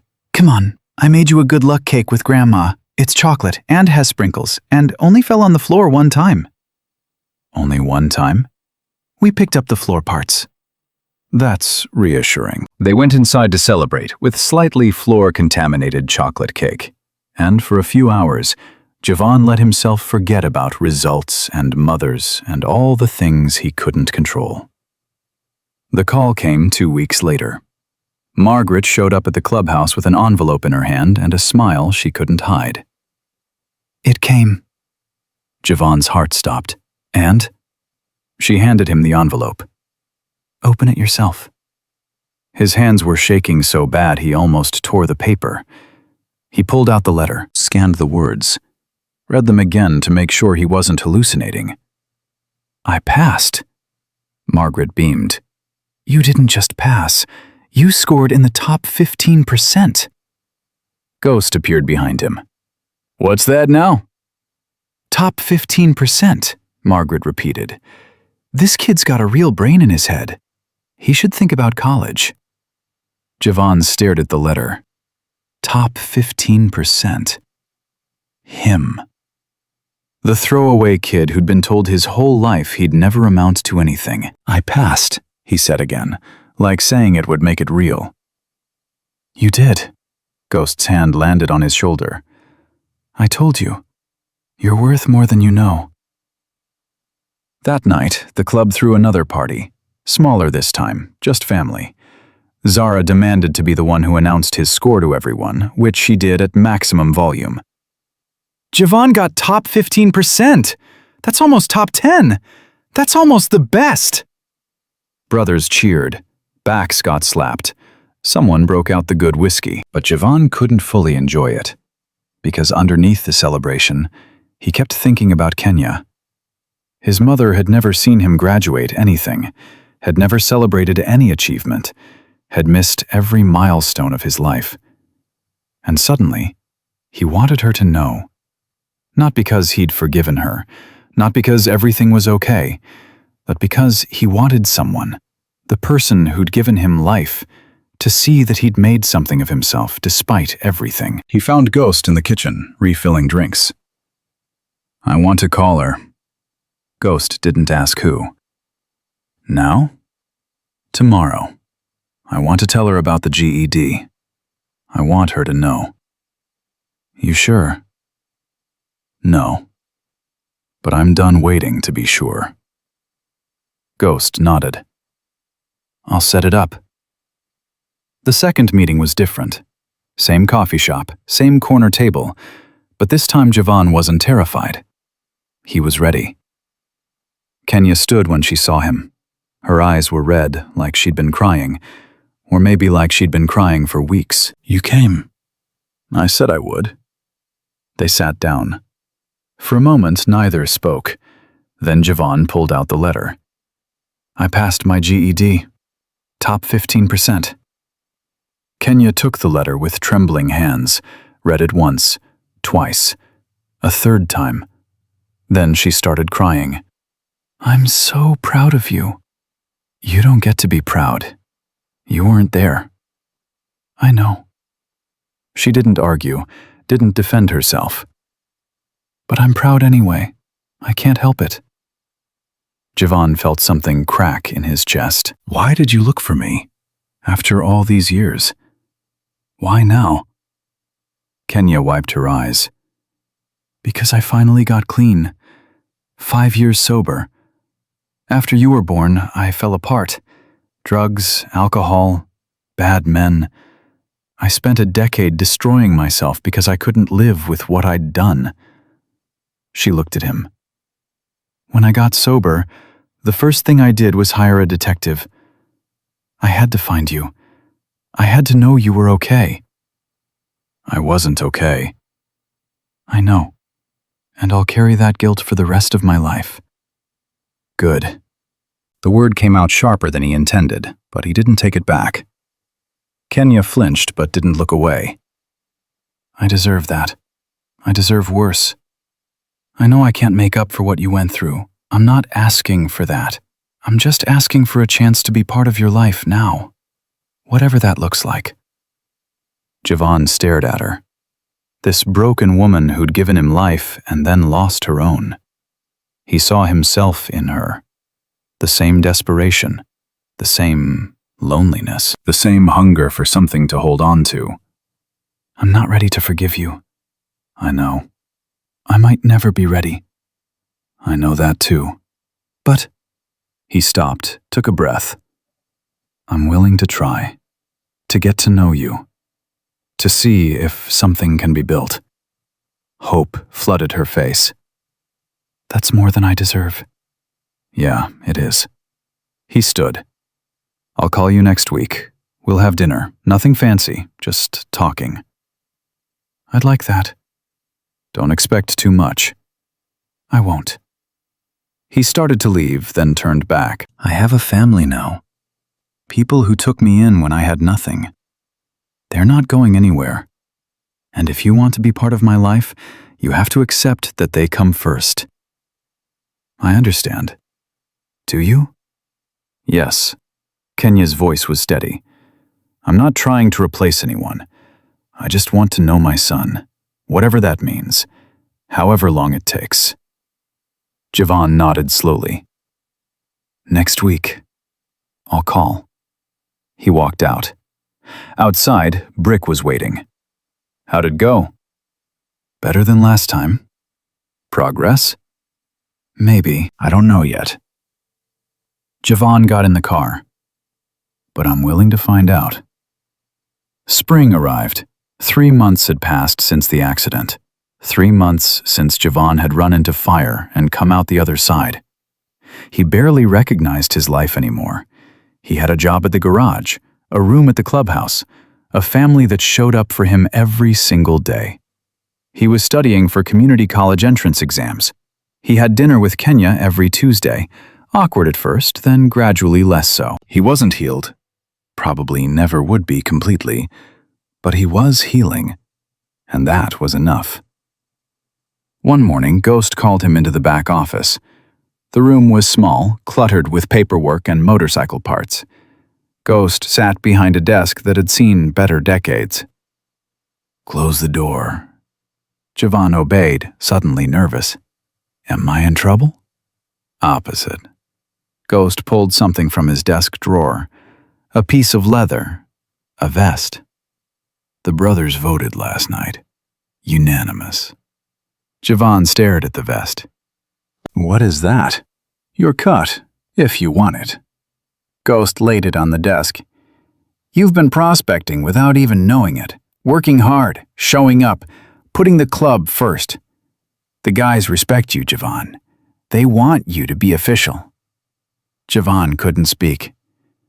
This isn't charity, Ghost continued. You earned this. Every brother in this club started somewhere. Some came from money. Most didn't. What matters is what you do when you're here. He pushed the vest toward him. So what do you say? Javon picked up the leather. It was heavy, solid, real. On the back, a patch, a single word. Phoenix. What's this? Your road name. The brothers chose it. Ghost's eyes met his. You walked through fire and came out the other side. That's who you are now. Phoenix. Javon's vision blurred. I don't know what to say. Say yes. He looked at the vest, at Ghost, at everything he'd been given that he never thought he deserved. Yes. Ghost stood and walked around the desk. Welcome to the family, Phoenix. He helped Javon put on the vest. It fit perfectly. How does it feel? Javon ran his hand over the leather. Like home. That night, the club gathered for the official ceremony. Every brother was there. Full colors, serious faces. Brick stood at the front, holding a bottle of whiskey. We're here to welcome a new brother. A kid who ran into fire for a stranger's child, who stood up to a millionaire trying to destroy him, who never gave up even when the world gave up on him. He looked at Javon. Phoenix, step forward. Javon walked to the front of the room. His heart was pounding. His hands were steady. Do you swear to honor this club, to protect your brothers, to put family above all else? I swear. Do you accept the responsibilities of brotherhood, the good and the bad, The easy and the hard. I accept. Brick poured whiskey into 2 glasses, handed one to Javon. Then, by the power vested in me by this club, I welcome you as a full brother of the Hells Angels. He raised his glass. To Phoenix, may you ride long and ride free. To Phoenix, the room echoed. They drank, and then the room exploded into celebration. Brothers surrounded him, hugging, backslapping, laughing. Ghost stood back, watching with a smile that said more than words ever could. Zara pushed through the crowd. Phoenix. That's such a cool name. Can I call you Phoenix? You can call me whatever you want, Zara. I'm going to call you Phoenix McFire. That's quite a name. I know. I made it up myself. He picked her up and spun her around while she shrieked with laughter. Later, when the party died down and most of the brothers had gone to bed, Javon found Ghost sitting on the clubhouse steps. He sat down beside him. Thank you. For what? For everything. For finding me, for taking me in, for believing I was worth something when I didn't believe it myself. Ghost was quiet for a moment. You remember what I told you in the hospital? That you saved my daughter's life, and that makes you family? Yeah. I meant it then, but it's different now. Ghost looked at him. You're not just the kid who saved Zara. You're Javon. Phoenix. My brother. And I'm proud of the man you're becoming. Javon's throat closed up. I never had a father. Not really. Foster parents who didn't care. Group home workers who couldn't wait to get rid of me. He paused. But you've been more of a dad to me in 3 months than anyone was in 17 years. Ghost's eyes glistened. I'm not trying to replace anyone. You're not. You're just being you. And that's enough. They sat in silence for a while. What happens now? Javon finally asked. Now you live. You work. You figure out who you want to be. Ghost stood. The hard part's over, Phoenix. The rest is up to you. He went inside. Javon stayed on the steps, looking up at the stars. 6 months ago, he'd been sleeping under a highway overpass, wondering if anyone would notice if he disappeared. Now he had a family, a future, a name that meant something. Phoenix. The boy who walked through fire. The next morning, Javon made a decision. He called Kenya and asked her to meet him at the clubhouse. She arrived nervous, uncertain, glancing around at the motorcycles and the leather-clad men like she'd stepped onto another planet. You wanted to see me? I want you to meet my family. Kenya's eyes widened. Are you sure? No, but I'm doing it anyway. He led her inside. Ghost was waiting with Zara. Kenya, this is Marcus. Ghost. He's basically my dad. Ghost extended his hand. Nice to finally meet you. Kenya shook it, tears already forming. Thank you for taking care of him, for giving him what I couldn't. He earned everything he's got. I just gave him a chance to prove it. Zara tugged on Javon's sleeve. Is this your mommy? Yeah, Zara. This is my mom. Kenya. Zara studied Kenya with the intense scrutiny only children possess. You have the same eyes as Javon. Kenya smiled through her tears. I know. He got them from me. That's cool. I got my eyes from my mommy too. She's in heaven now, but Daddy shows me pictures. Zara grabbed Kenya's hand. Do you want to see my drawings? Javon's teaching me to draw dragons, but his look like pizza monsters. Kenya laughed. A real laugh, surprised and genuine. I'd love to see your drawings. Zara dragged her off toward the common room, chattering a mile a minute.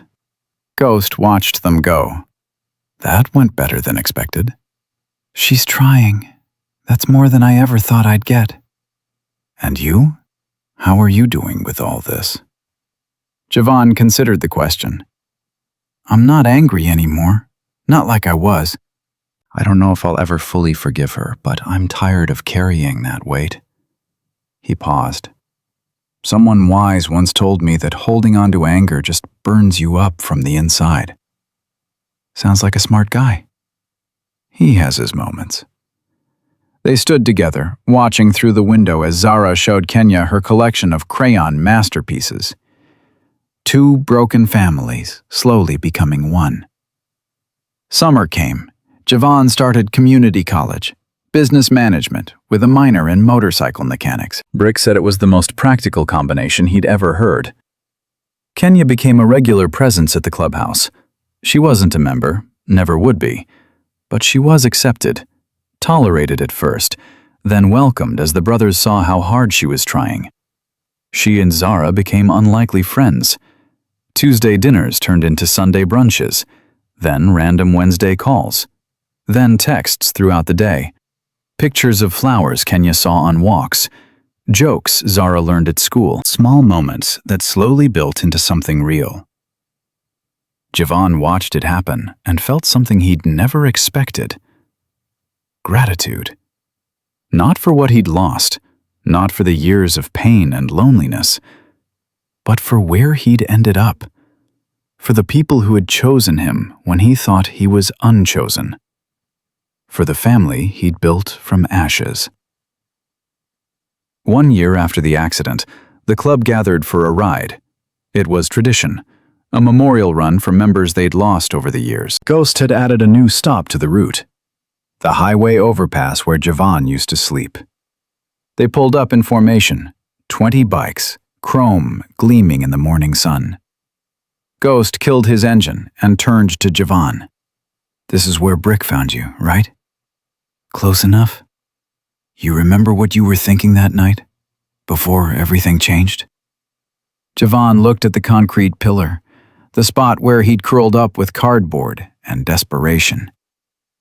I was thinking that I'd never matter, that I'd disappear and nobody would notice. He paused. I was wrong. Damn right you were. Zara's voice came from the support vehicle where she rode with Kenya. Phoenix, why are we stopped? Just saying goodbye to something, Zara. Goodbye to what? Javan thought about it. To who I used to be. He kick-started his bike, his own bike now, a gift from the club for his 1-year anniversary. Ghost pulled up beside him. Ready? Yeah, I'm ready. They rode out together. The overpass disappeared in the rearview mirror. Javan didn't look back. That afternoon, they stopped at a small park for lunch. Zara ran circles around the picnic tables while the brothers ate and laughed and told stories about runs from years past. Kenya sat beside Javan, watching the chaos with a small smile. You look happy. I am. Good. That's all I ever wanted for you, even when I wasn't around to see it. Javan looked at his mother. Really looked at her. The years hadn't been kind. She had lines on her face that spoke of hard times and harder choices. But her eyes were clear now, present, alive. I forgive you. The words surprised him as much as they surprised her. What? I forgive you. Not because you deserve it, not because what happened was okay, but because I'm tired of carrying it. He paused. And because you came back. You didn't have to. You could have stayed hidden, stayed safe, never faced what you did. But you came back. And you're trying. And that means something. Kenya was crying. I don't know what to say. You don't have to say anything. She reached out and took his hand. They sat like that for a long moment, two people who had lost each other finding their way back. Zara came running over. Javan, Kenya, come push me on the swings. Kenya wiped her eyes and smiled. Duty calls. Yeah, it does. They stood and followed Zara to the swings, and for the first time in his life, Javan understood what it meant to be whole. The ride home took them past the intersection where everything had changed. The spot where Ghost's SUV had been hit, where flames had swallowed everything, where Javan had made a choice that redefined his existence. Ghost slowed as they approached.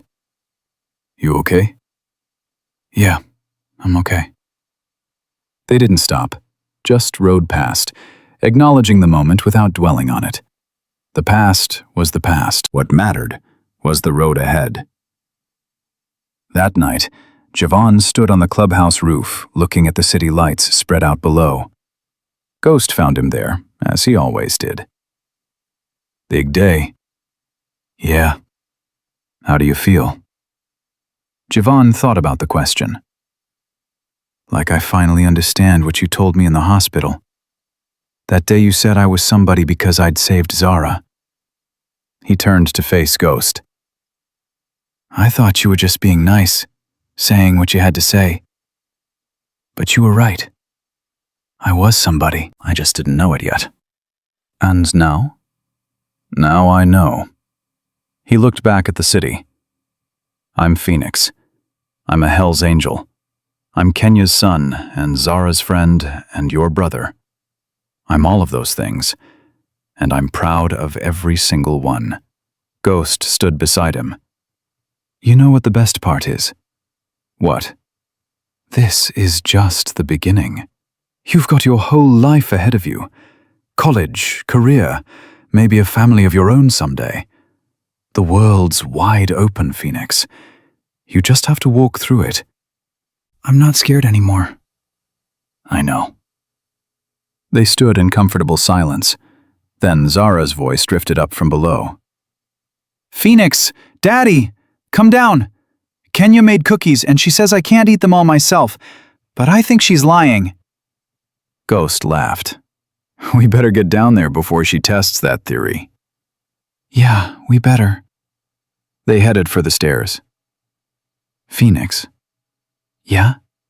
Ghost stopped him with a hand on his shoulder. I'm proud of you. Whatever happens from here, I want you to know that. You walked into fire and came out a better man than most people ever become. That took guts. That took heart.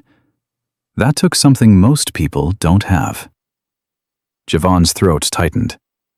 Thanks, Ghost. For everything. Don't thank me. You did the work. I just held the door open. They walked downstairs together. In the common room, Zara was already negotiating with Kenya over cookie distribution. Brick was pretending to mediate while sneaking cookies for himself. Other brothers drifted in, drawn by the smell of chocolate and the sound of laughter. Family. Not the one Javan was born into, the one he'd found. The one he'd earned. He grabbed a cookie and sat down next to Zara. So what's the verdict? Kenya says I can have 3, but I think I deserve at least 5 because I was very good today.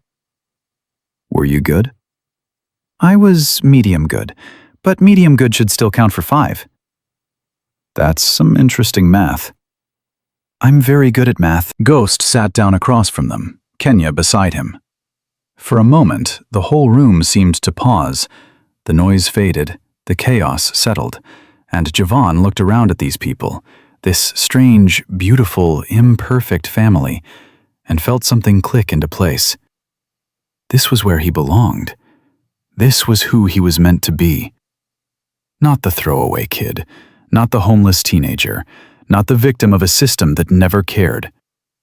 Phoenix, the man who walked through fire and found his home on the other side. He reached into his pocket and pulled out the angel charm Zara had given him all those months ago. Hey, Zara. Yeah? Remember this? Her eyes went wide. My angel, I gave it to you. You did. And it kept me safe, just like you said it would. See? Angels are real. Maybe they are.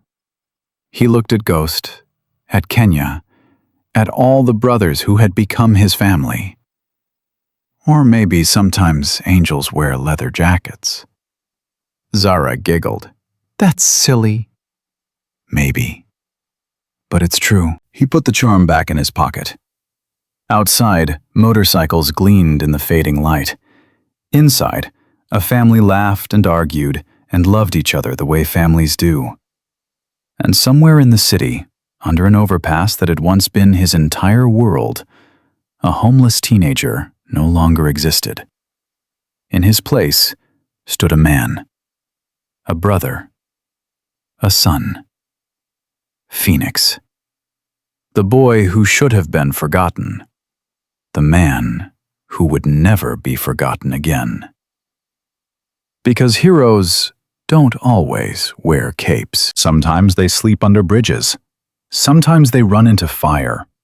Sometimes they choose to rise from the ashes and become something more. And when they do, they prove something that every throwaway kid needs to hear. You are not invisible. You are not worthless. You are somebody. And your story is just beginning. Javon Cole, Phoenix, had walked through fire, and on the other side, he found everything he'd been searching for his entire life. A place to belong, people who loved him, a reason to keep fighting. He was home, and nothing, not Blake Sutton, not the past, not the voices that had told him he'd never be enough, could take that away from him. He was Phoenix, and he was free.